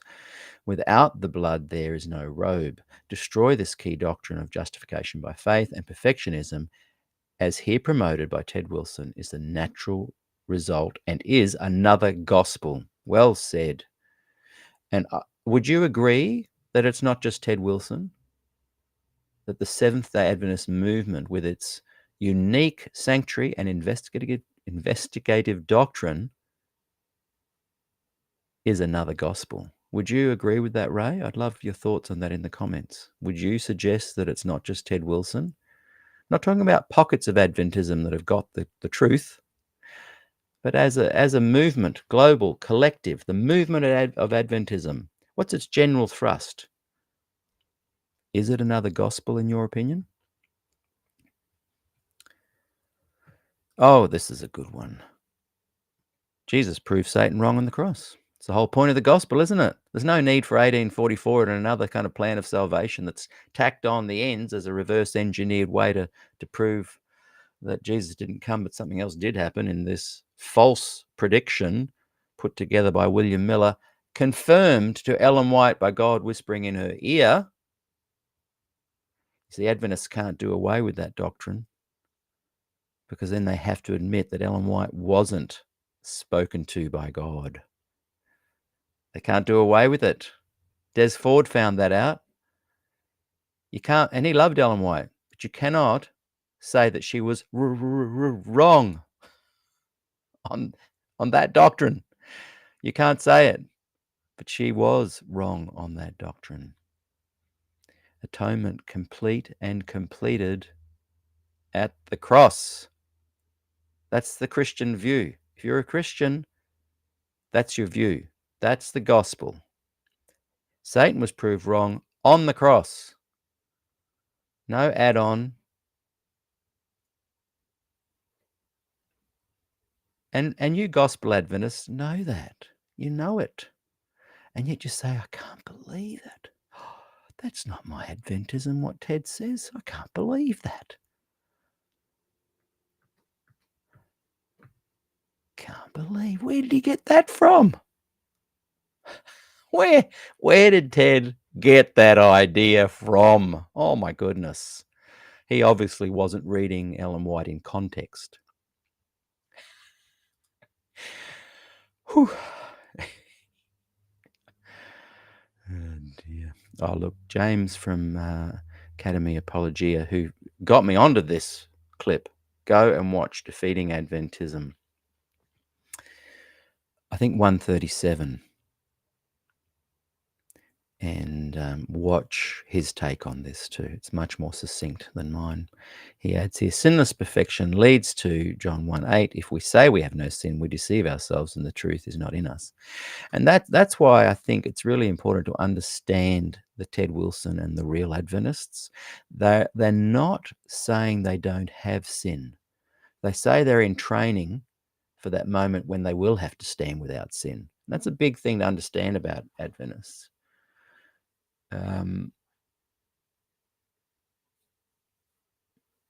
So, you know, they take great care and great pains not to be seen as conceited. Someone else has said, yes, sir, obey the 10 or else. That's what he's saying.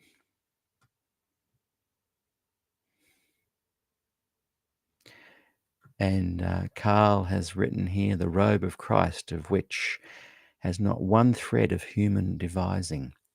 Carl's Chronicles and also Stephen Beagle's Gospel Adventist website. These two guys are bold in speaking up their Gospel Adventism.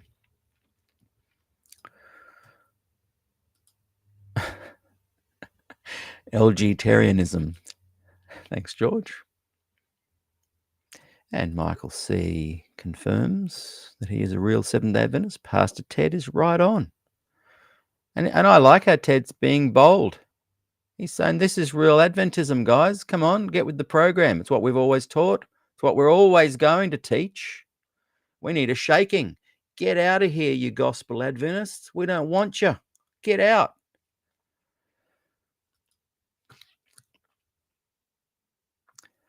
Oh, man, thank you. Look, there's so many comments. I really appreciate it, but I am going to have to rush this through. I don't want to bore you guys with my prattling. These reaction videos are supposed to be an hour long at most. So look, I hope that many of you can keep the conversation going.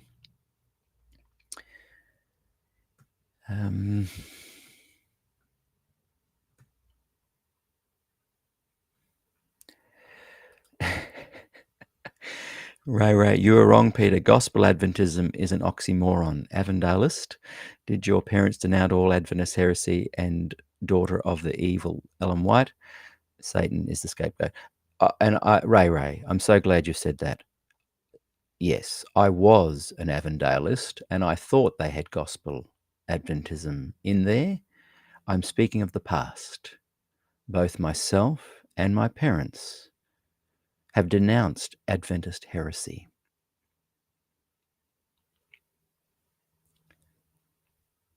So there you go. I agree. Gospel Adventism is an oxymoron.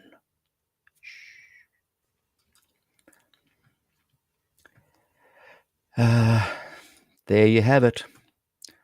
From the head of the church, Adventists preach a different gospel to that found in the Bible. That is true. And Peter says, sorry, not Peter, that's me. Michael says, Peter, can you please prove your point from the Bible and not your opinion? Well, how about I point out to you, Michael, that I'm not making the Ted Wilson Real Adventist claim. The burden of proof is on your shoulders, young man. You are suggesting that Ted Wilson's Adventism is correct and biblically provable. That is your claim, not mine. The burden of proof, my friend, is on your shoulders. That's why I want you to come on the show and share just how you can prove that. It's not for me to prove it. Peter Dixon, is Des Ford your Ellen G. White? Is there a need for us to lift up a human to get us to God? Oh, we should put your name on that. No, he is not my Ellen G. White.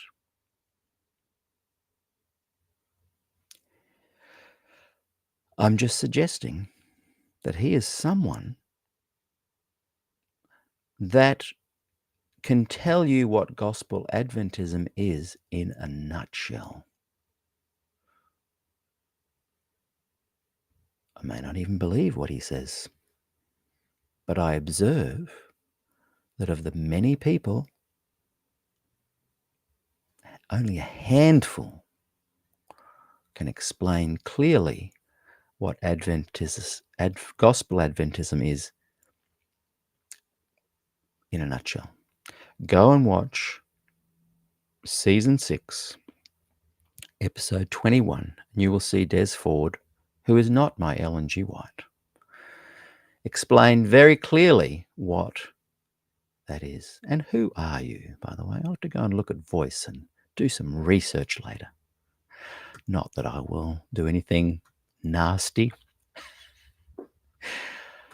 You can think that I think Des is Ellen White as much as you like.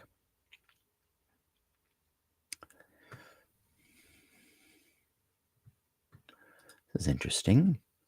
Adventism is so important to Ted Wilson because it is his source of power.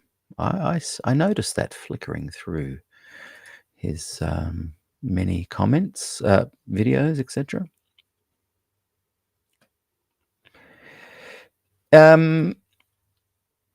Exactly. This is my point. It's not just Ted Wilson's opinion. It's exactly what we were taught and raised to believe in North New South Wales Conference half a century ago. And right now, North New South Wales, as far as where they were heading in a gospel Adventist kind of direction, they are fully on with Ted Wilson right now. North New South Wales Conference, Ted Wilson.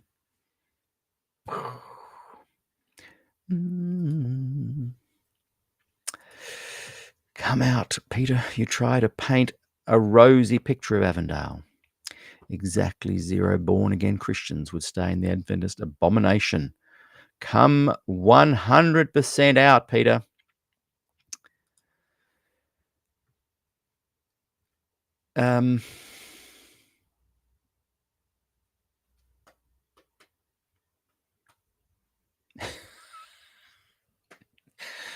Ray, never leave the group. I love your comments. I can't read that one out, but they're hilarious. Wasn't it Hiram Edson with the germination of the IJ then told Ellie they needed a real vision to put behind it? The menfolk cooked up a plot, then asked Ellie for a vision for it? No, I don't think that's what happened. I think he came along and shared it, and she was 17, and she'd been getting a bit of attention with these visions. And what had she been having visions? She'd definitely been involved with kind of very la-la land kind of visionary behavior. She was getting a lot of attention. And I think she just, went, wow, yeah, that's what happened. She was gutted. She was gutted. She believed. Imagine a 17-year-old fully believing Jesus is coming back. And he didn't. This guy comes along. She's already having these kind of lucid dreams and connections with God. You can fully see how she just spun into that without any menfolk cooking up a plot. Yeah, look, I don't think that happened, but I really appreciate your take on that. I will ponder that some more. But I think she just loved getting a bit of attention. She was so upset. Imagine how upset she felt. She was just destroyed. Here comes Hiram with a little glimmer of hope.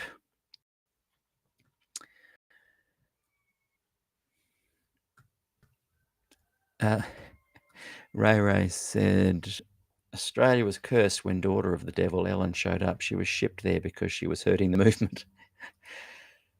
I've got a book here that I've held up a few times, written by a local about Ellen White's being here. She lived over my shoulder, that direction. I could literally race out the door, run there, and be back in 10 minutes. I could drive there and be back in 2. She influenced this town like you would not believe, with a blend of good works, incredible charity, much love, and a fair bit of fear.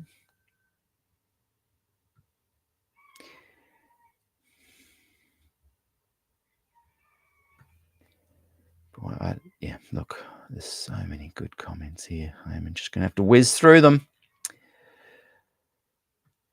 Someone has written, Peter, your comments line up with LGT rather than Adventism. 3 books have been written about the LGT heresy, according to Paul in Romans. And saved by his life, his death also sanctifies us once and for all time. I love when non-Adventists join the program and add their comments. But LGT, I'm sorry, does line up with Adventism to its roots, to its core, in its very DNA. Won't really like the comparison Peter makes. I think it diminishes Des, if I'm honest. I definitely think he was treated badly by the church leadership. He made them afraid and they reacted. Des's grateful response compared with the church leadership told me everything I need to know. I agree with you. I'm not diminishing Des in any way. He was treated tragically and badly. I'm simply saying that you go and watch season 6, episode 21. I'm simply saying that you will see gospel Adventism outlined in a beautiful way. Does it make sense?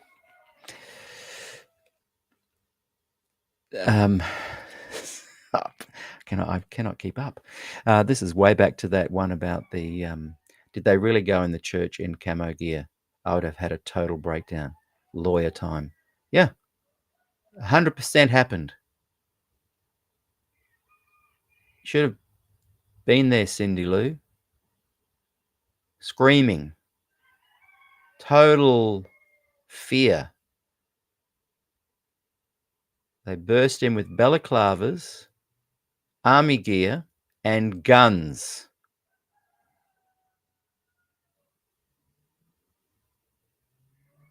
If that happened to me today, instead of, I don't know, 1978 or 1979.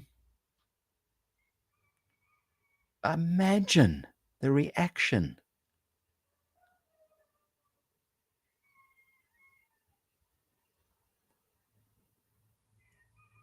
Hey, but, that's not my Adventism. And sorry you had that, Pete. It's...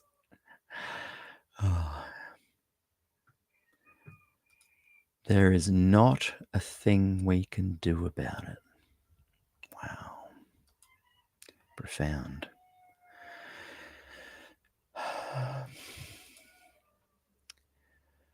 Rick has said, I still can't believe that people still treat Des like an apostate. Des' message has changed my life and brought me so much closer to the gospel and Jesus.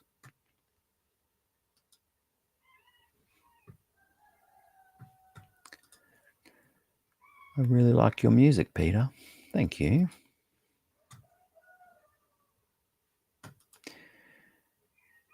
When you deny the official leadership of the organization definition of the meaning of being a Seventh-day Adventist, you have removed the significance of whatever meaning you bring to the table in its place. Yeah.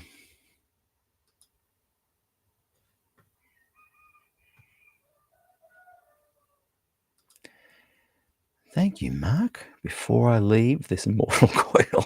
That can be a great title for my book. Yeah. Because I left Adventism and not into any other organization or system. And I love it. Real Adventism was abandoned when the SDA corporate church bowed to the evangelical pressure and adopted the Trinity in place of the holy, true God. Thank you, Vic.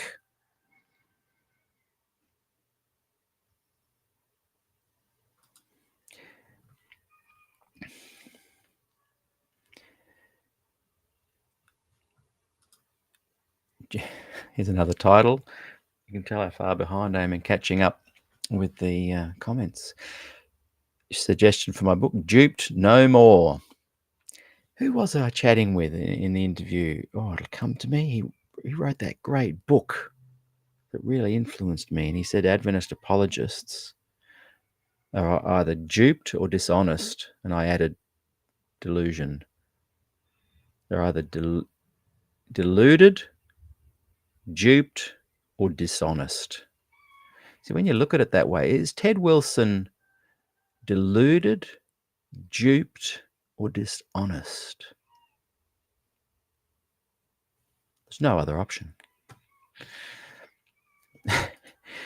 Andy, and by the way, those watching, I'm glad we had this conversation today, Andy, because it's going to really help with our conversation tomorrow. Those watching, join me tomorrow, 6 o'clock LA time, Wednesday, or Thursday, 12:30 lunchtime, Sydney, New South Wales. I believe I have religious PTSD. I think I do too. We'll talk about that tomorrow. Thank you, Saul TS. Great channel. Adventism is crumbling.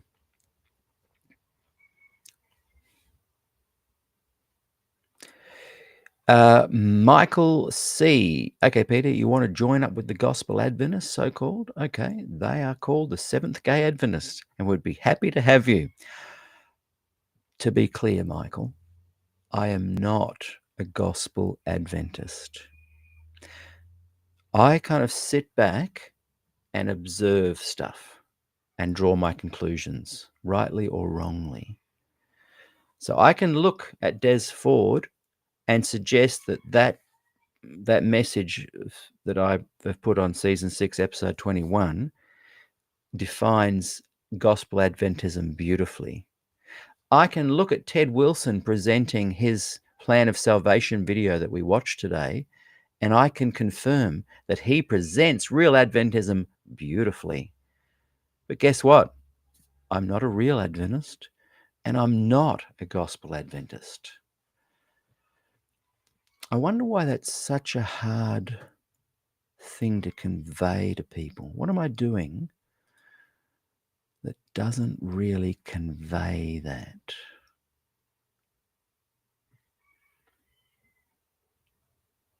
That I can offer comment while not partaking of believing that particular thing I'm commenting on.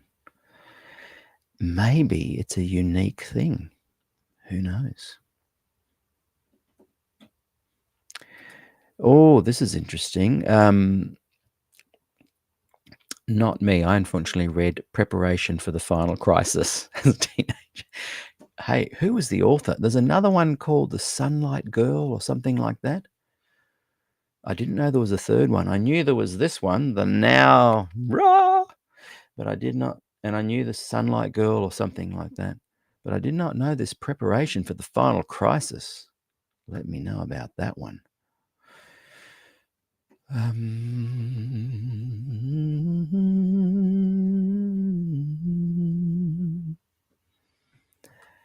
And someone else has written, my experience of growing up an Adventist was always living in fear. The exact opposite of what the Christian life is about, where the love of God casts out all fear. It's so true. And look, if the Ted Wilson Adventism wasn't your Adventism, please come on the program and share what was your Adventism. I want to dig into that. How did I miss some of that? How come millions have missed that?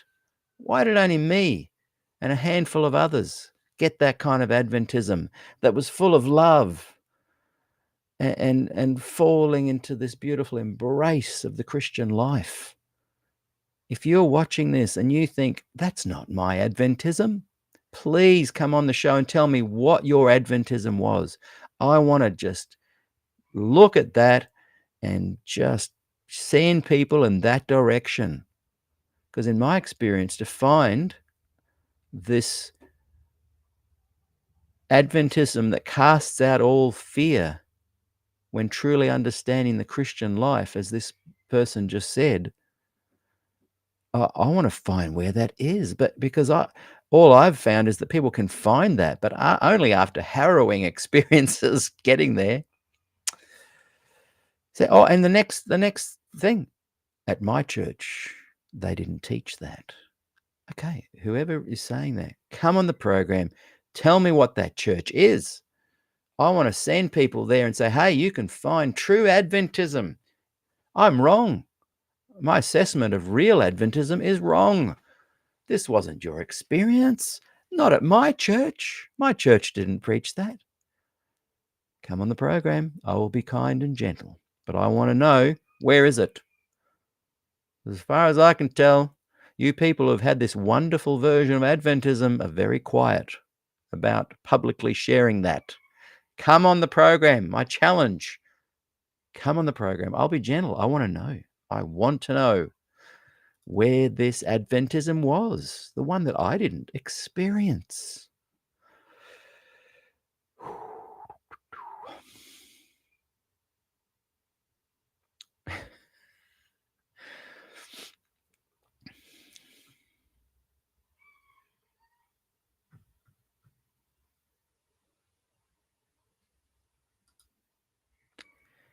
Seventh-day Adventist means coming of the seventh day. Simple.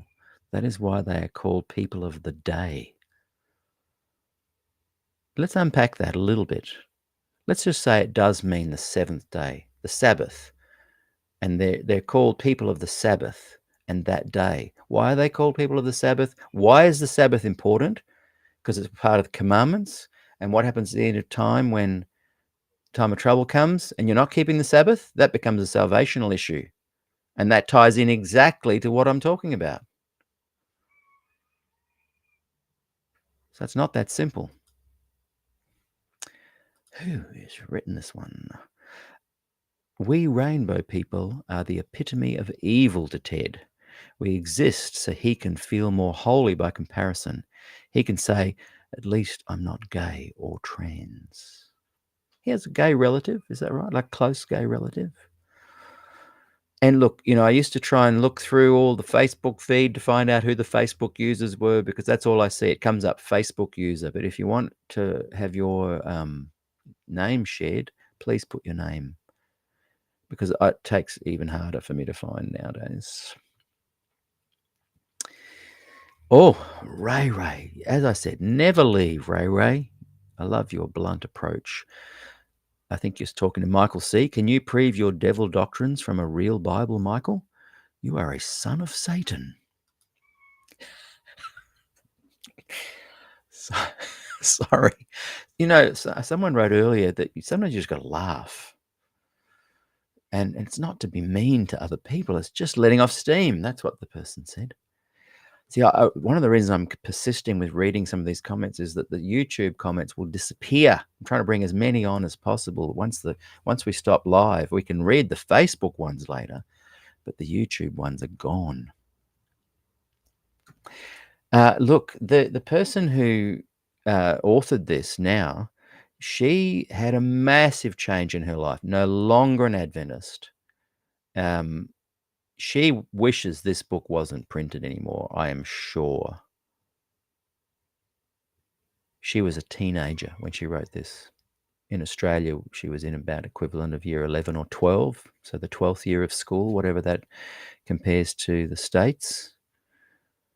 And interestingly, in the late 70s, when she was working for the publishing house there in America, a lot because of how popular her book was, she was so the story goes, she was at the drinking fountain where people gather to discuss things, and she noted that the guy who was working with her doing the exact same job was earning way more than her. So this is not the big discussion on the pay gap, the gender wage gap, which gender, by the way.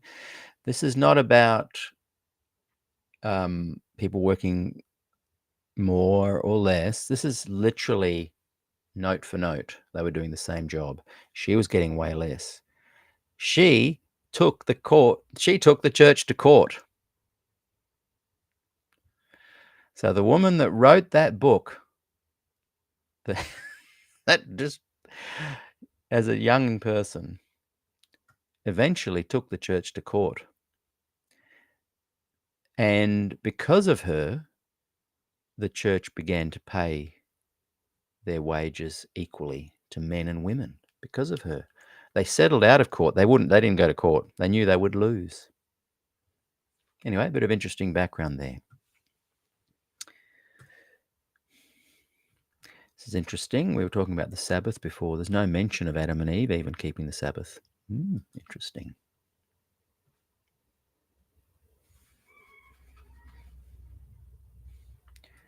Yeah, this is what interests me when a lot of Adventists say Jesus is my focus. Jesus is the one. That's who we need to rely on. And yet the Seventh Adventist central pillar and foundation is in Daniel 8:14, misrepresented in the verse 2,300 days in investigative judgment. They forgot that the foundation must be on the rock of Jesus Christ. These are the ironies, the claims that we are a people of the book. And then they write their own book, paraphrase, the clear word, which James and I will be doing an interview together on soon. The church hurt cuts so deep. And as I've said before, so many, there's not a former Baptist fellowship, there's former Mormon fellowships, there's former JW fellowships, but you don't have the former Anglican fellowship. There's not even a former Catholic fellowship. What does that say? There's something that hurts people with Seventh-day Adventism, real Adventism, something that cuts deep. And then it cuts, and instead of those around you that are professing to be gospel Adventists, instead of them nourishing you and nurturing you and saying, hey, I can see how you felt that, they say, that wasn't my Adventism. Ted doesn't stand for what I believe. Instantly casting the person's hurt that they are trying to express into oncoming traffic. The many millions who have been hurt by this theology, this real Adventist theology, the only unique Adventist teaching ever, are being thrown under the bus by people saying, oh, well, you must have been, that wasn't the church I was raised in. Well, come on then. Come and share on the show what church you were raised in that you didn't have that. Let's talk about your Adventism and why it's more real than my experience.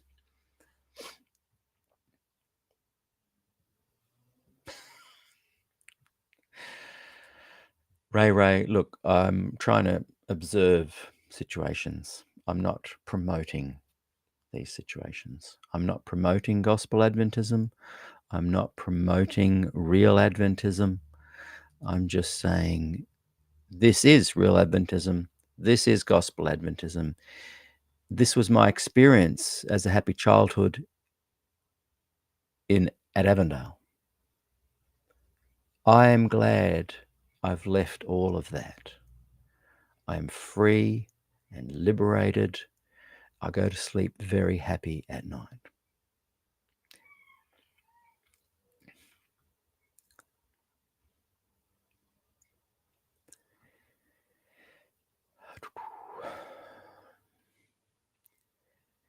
Racing through, I can't even race through hundreds.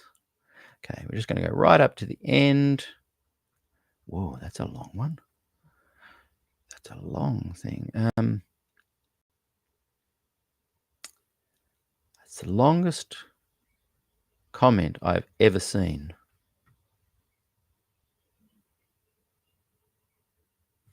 I cannot read that because it's so long. Peter, what Wilson is saying is a mixture of truth and error, 100%. And luckily it's on Facebook, so I will come and find that and I'll respond to that. Thank you for writing and caring.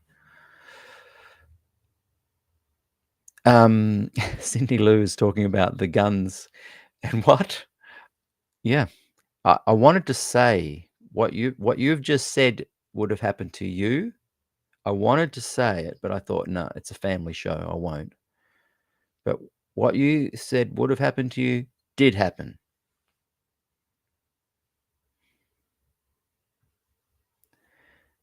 There are a lot of comments about that. I wonder if I do a reaction video to that experience and how I felt when I was in Sabbath school or an afternoon meeting. It's definitely daytime.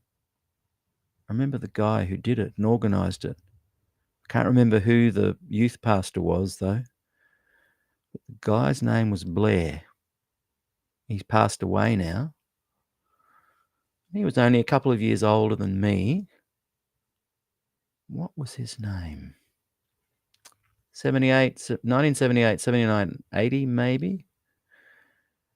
And he and a few others with balaclavas, army outfits and guns came into the crowded room and said, we're here to enforce the Sunday law. Those of you who want to keep the Sabbath, over that side of the room. Those of you that with us and will continue to be law-abiding citizens, come over this side. Mass confusion, screaming. And at that moment, the youth pastor hops up and says, hey, this could happen. This is what's going to happen in the real time of trouble. We wanted to give you an insight into what is going to happen. We kind of calmed down. The guys took their balaclavas off and I went, Blair. Wish I knew his last name. I said he's passed away.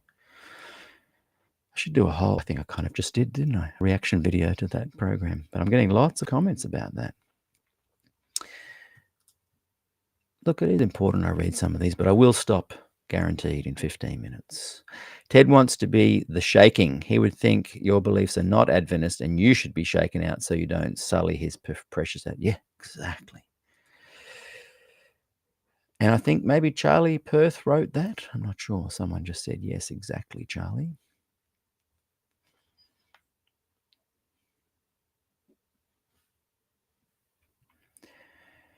Oh, Dr. Ez.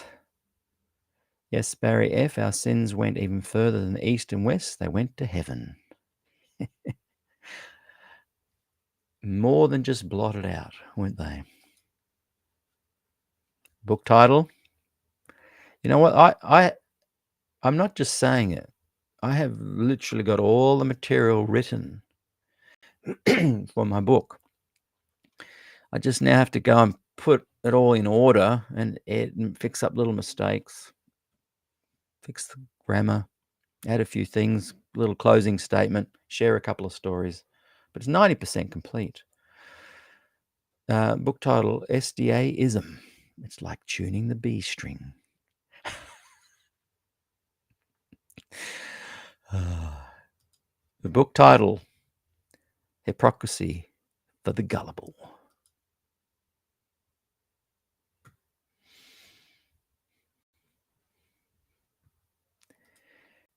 Someone has written, Ted Wilson is delusional. Oh, that's hell.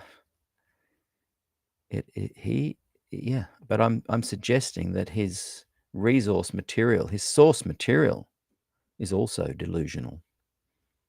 So he's not wrong when he suggests this is Adventism. Oh, yes, Cindy. You've started reading the On the Road to Glacier View series.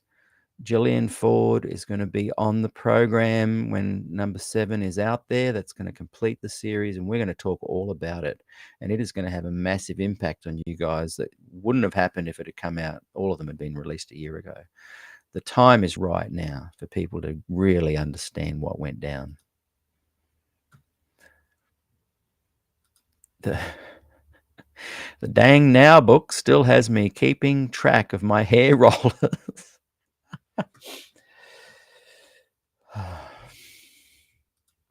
And someone is referring to how I try and be, I've said many times, I don't know if people will remember or I haven't said it enough. I see myself as a street epistemologist. What do you believe? Why do you believe it? And can you defend it? Oh, then I observe. Oh, that's it. Okay. Wow, incredible objectivity. Thank you. So many Adventists can't relate to it. Oh, I appreciate that. I'll take that as a positive comment. Thank you. Okay, racing down.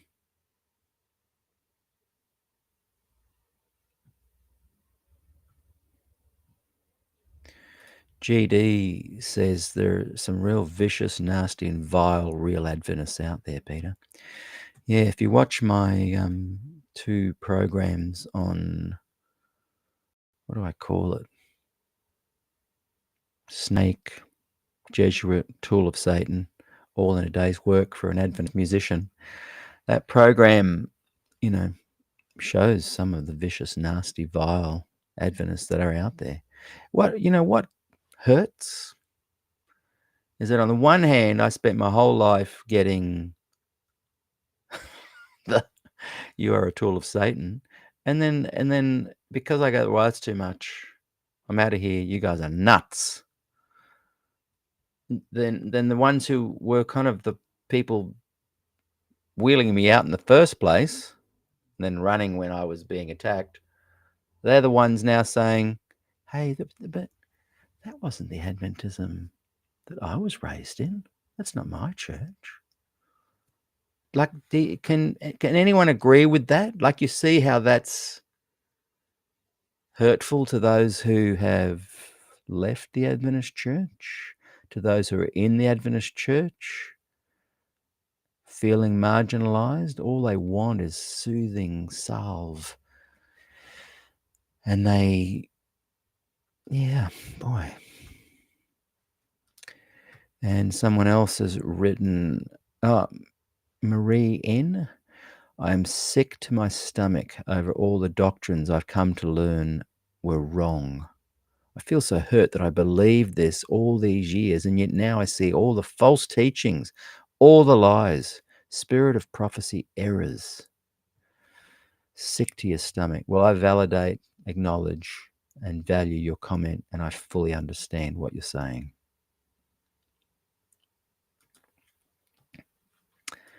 And GD adds, but you could say that about any group. You know what? One thing I learned when I became involved, as a Seventh-day Adventist, I was still playing music in the secular world.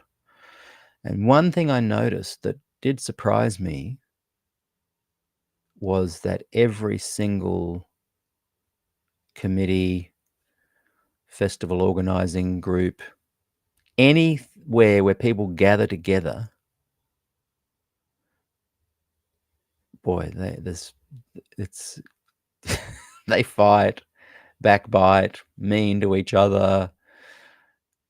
Very few things kind of continue, and many movements and groups and organizations and committees split because of this kind of human nature. So you are right, GD.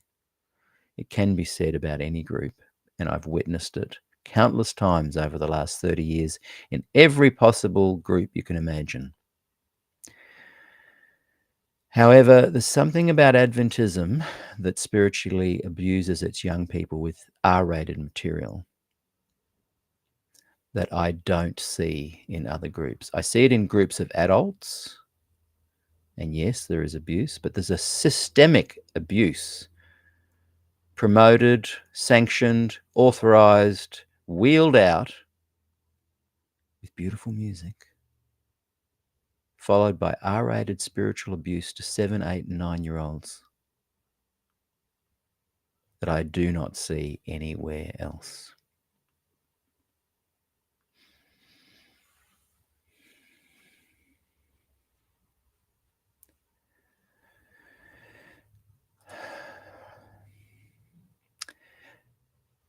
Jacques Elstrom, is that correct? When the trauma caused in our childhood, created by the leadership, destroys itself as a credible source of spiritual guidance. That's good. Yeah. Wow. What happens then? These guys caused that trauma as a direct result of their systemic, propelled, sanctioned, and authorized leadership. When it is destroyed in our view as a credible source of spiritual guidance, what next? What I've found is continued and ramped up abuse. How dare you speak into the church? You're not an Adventist anymore. You've just got an axe to grind. You're a tool of Satan. Combined with, well, that wasn't the Adventism I had. It's what I witnessed on a weekly basis my whole life, to a varying degree. When that credible source of spiritual guidance has been destroyed, I think that's where PTSD fills the vacuum. And Shady Vista, Peter, when I was going to SDA church school, they had a tape recording of voice actors portraying the Now book with its frightening scenes. Don't think it did me any good. Anyone else remember? See? Abuse. That's abuse. And yeah, people say, hey, look, well, these kids watch TV and stuff like that. And we're all messed up by things. Yeah, please stop justifying this horrendous behavior that's systematically approved within the Adventist Church. Stop justifying with anomalies and exceptions to the rule.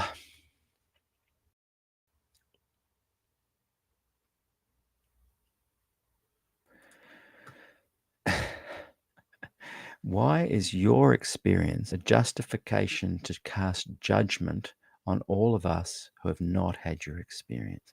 Do you know what? That comment is what I'm all about. Thank you. Thank you, whoever you are. I'd love if you wrote your name, because I love this kind of pushback. I love this kind of honest, hey, why can you say all of this? Why does your experience, your anecdotal experience, justify casting judgment on all of us, you guys out there, who have not had that experience? Thank you. Why do I like your comment? Why do I appreciate it? Because it encourages dialogue. It encourages the continuing on of this, because surely you're not saying it's not an important topic. Like, surely you're not saying there's nothing to see here. I don't get that from your comment. But please, you're on Facebook, so you can send me a message. Please write to me. I'll try and find your comment, and I will invite you on the program, and we will chat about this comment, because it's one I value. Why? Yeah, why do I think my experience justifies? Am I casting judgment? Maybe I am sounding a bit judgmental. And you're saying you have not had this experience. I would value a conversation with you on the program. I can't wait to find out who you are, and I will invite you on the program, because let's talk about it. I might be wrong. I might be doing the exact thing that I shouldn't be doing. I might be judging people.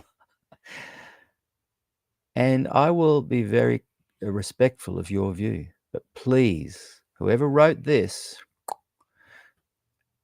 say who you are, come on the program, because you are exactly why I've set up SDAQ&A. I don't want this to be an echo chamber. Thank you, thank you, thank you.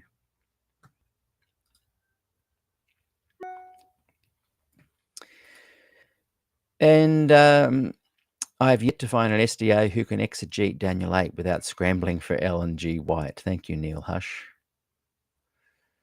And hey, I don't think that's an isolated experience. David Schramm, good to see you here. Not familiar with the Now book. Go and look it up. You can still buy it online for $1 as a Kindle. But I warn you, get prepared for nightmares. Prepare yourself. And this person may be the same person. We have not come to the same conclusions as you. Again, awesome. Whoever this person is, you are the exact kind of person I want on this show. I love the pushback. I might be wrong. And you haven't drawn the same conclusions. And I've had so much pushback. So many people have said I'm wrong on this.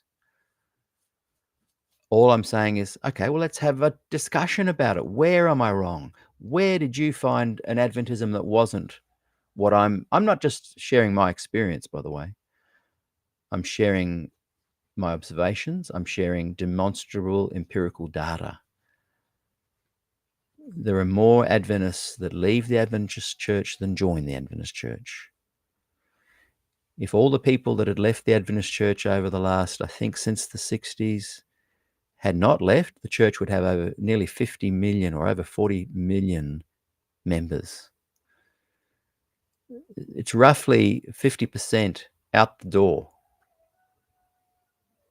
So there's empirical data to suggest that this is not just me drawing my own conclusions out of thin air. But you're the very reason I have this group. Whoever wrote, we have not come to the same conclusions. Please write to me. Come on the program. I really would love to chat, and I'll be the first to say, man, I was wrong. I apologize. Okay, down to the end here. Another really long comment. I'll have to address that later. Another really long one.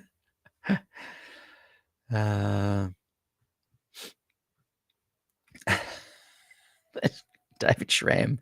When I was an elder, I secretly gigged in a cover band at local bars. Some of the Adventists came to hear us. Was it on a Friday night, though? Did you do any Friday night gigs? I had a good 10 years of playing in bars, clubs with my band, the Outback Hippies. And I will never forget one night playing at the Toronto Hotel, which is about 20 minutes from here, not Toronto, Canada, Toronto, Lake Macquarie. And there, propped up on the bar with several beers like around him, several schooners, I noticed, I won't say which church, but there was the head elder of one of the local churches. He hadn't noticed me playing on the stage. So during the break, I went up and said, "Hey, mate, how are you?" He was like, "Rah!" He was in shock. And he was like, "What are you doing here?" I said, "What are you doing here?" Oh, there's some good conversations going there. Oh, this has been such an interesting conversation today. Such an interesting conversation. Barry Ford writes, I believe there is more abuse in the Jehovah's Witnesses, shunning, disfellowshipping, and even talking to relatives. I agree. I think it goes J-Dubs, Mormons, Adventists, Seventh-day Adventists, as far as that kind of thing goes. In my humble opinion. Michael C., good question. You've asked the right person.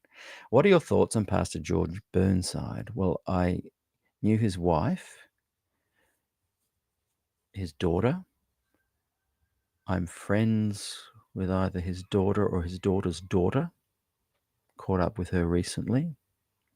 Brilliant family. Lovely people. George Burnside was a CB, a Concerned Brethren, one of the ones that signed the original petition to the Adventist leaders to please bring the church back into alignment. And I, using my own funds, because I love allowing both voices to be heard, I, after reading a fax that a pastor wrote to me, I think it was just the Sydney conference. It may have been Australia, New Zealand, Pacific Island wide. I can't remember. But in that fax, well, I'm glad you've raised this question, because this fax was the seed for SDAQ&A. And I would have read this fax maybe in 84, 85, something like that. The fax sent out to all the pastors said, do not invite George Burnside or Des Ford to preach in your churches. And I was like, what? We should have Des Ford and George Burnside speaking into the church so we can use our own minds who we agree with. So thank you, Michael C., for raising that. So I had an opportunity in the late 90s, and I spent about $5,000 on this, and they're just there. I'm so tempted to go and bring the tapes. Myself and a friend hired someone, and I did a lot of work on it myself, being involved with sound work and audio equipment. We revived, saved, restored the complete George Burnside sermons given in 1959 at the Tivoli Theatre in Christchurch, New Zealand. We restored the complete recordings. Why? Because I wanted to make sure that George Burnside's message was not shut down. That's why I spent a lot of time on the October 27 Des Ford cassette tape, because I don't want his voice shut down. I don't want your voice shut down, Michael C. I don't want Peter Mashenko's voice shut down. I don't want Cindy Lou's voice shut down. I don't want Ray Ray's voice shut down. I don't want Ted Wilson's voice shut down. And boy, I wish I could find some gospel Adventists who say this isn't their experience to speak up, because I don't want to shut you down either. This is not me sitting on the fence. This is me feeling that people have the right to share their opinion. And in a world where we are constantly being shut down if we say something different to someone else, if I may say so myself, I think that's refreshing. I'm so glad you raised that, Michael. Thank you. Thank you.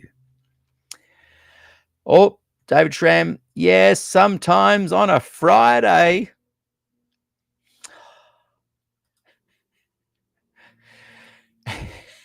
GD says, sometimes you just got to have a few beers, Peter.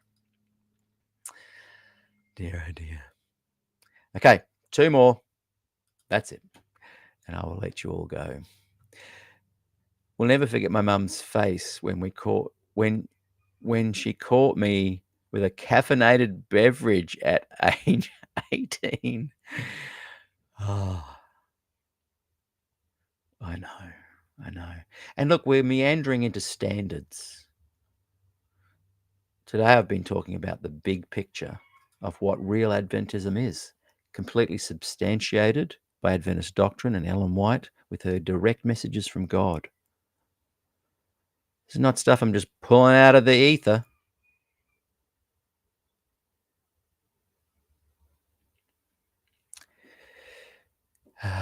Yeah. And those who disagree, please, of all the people I want on the program, are you.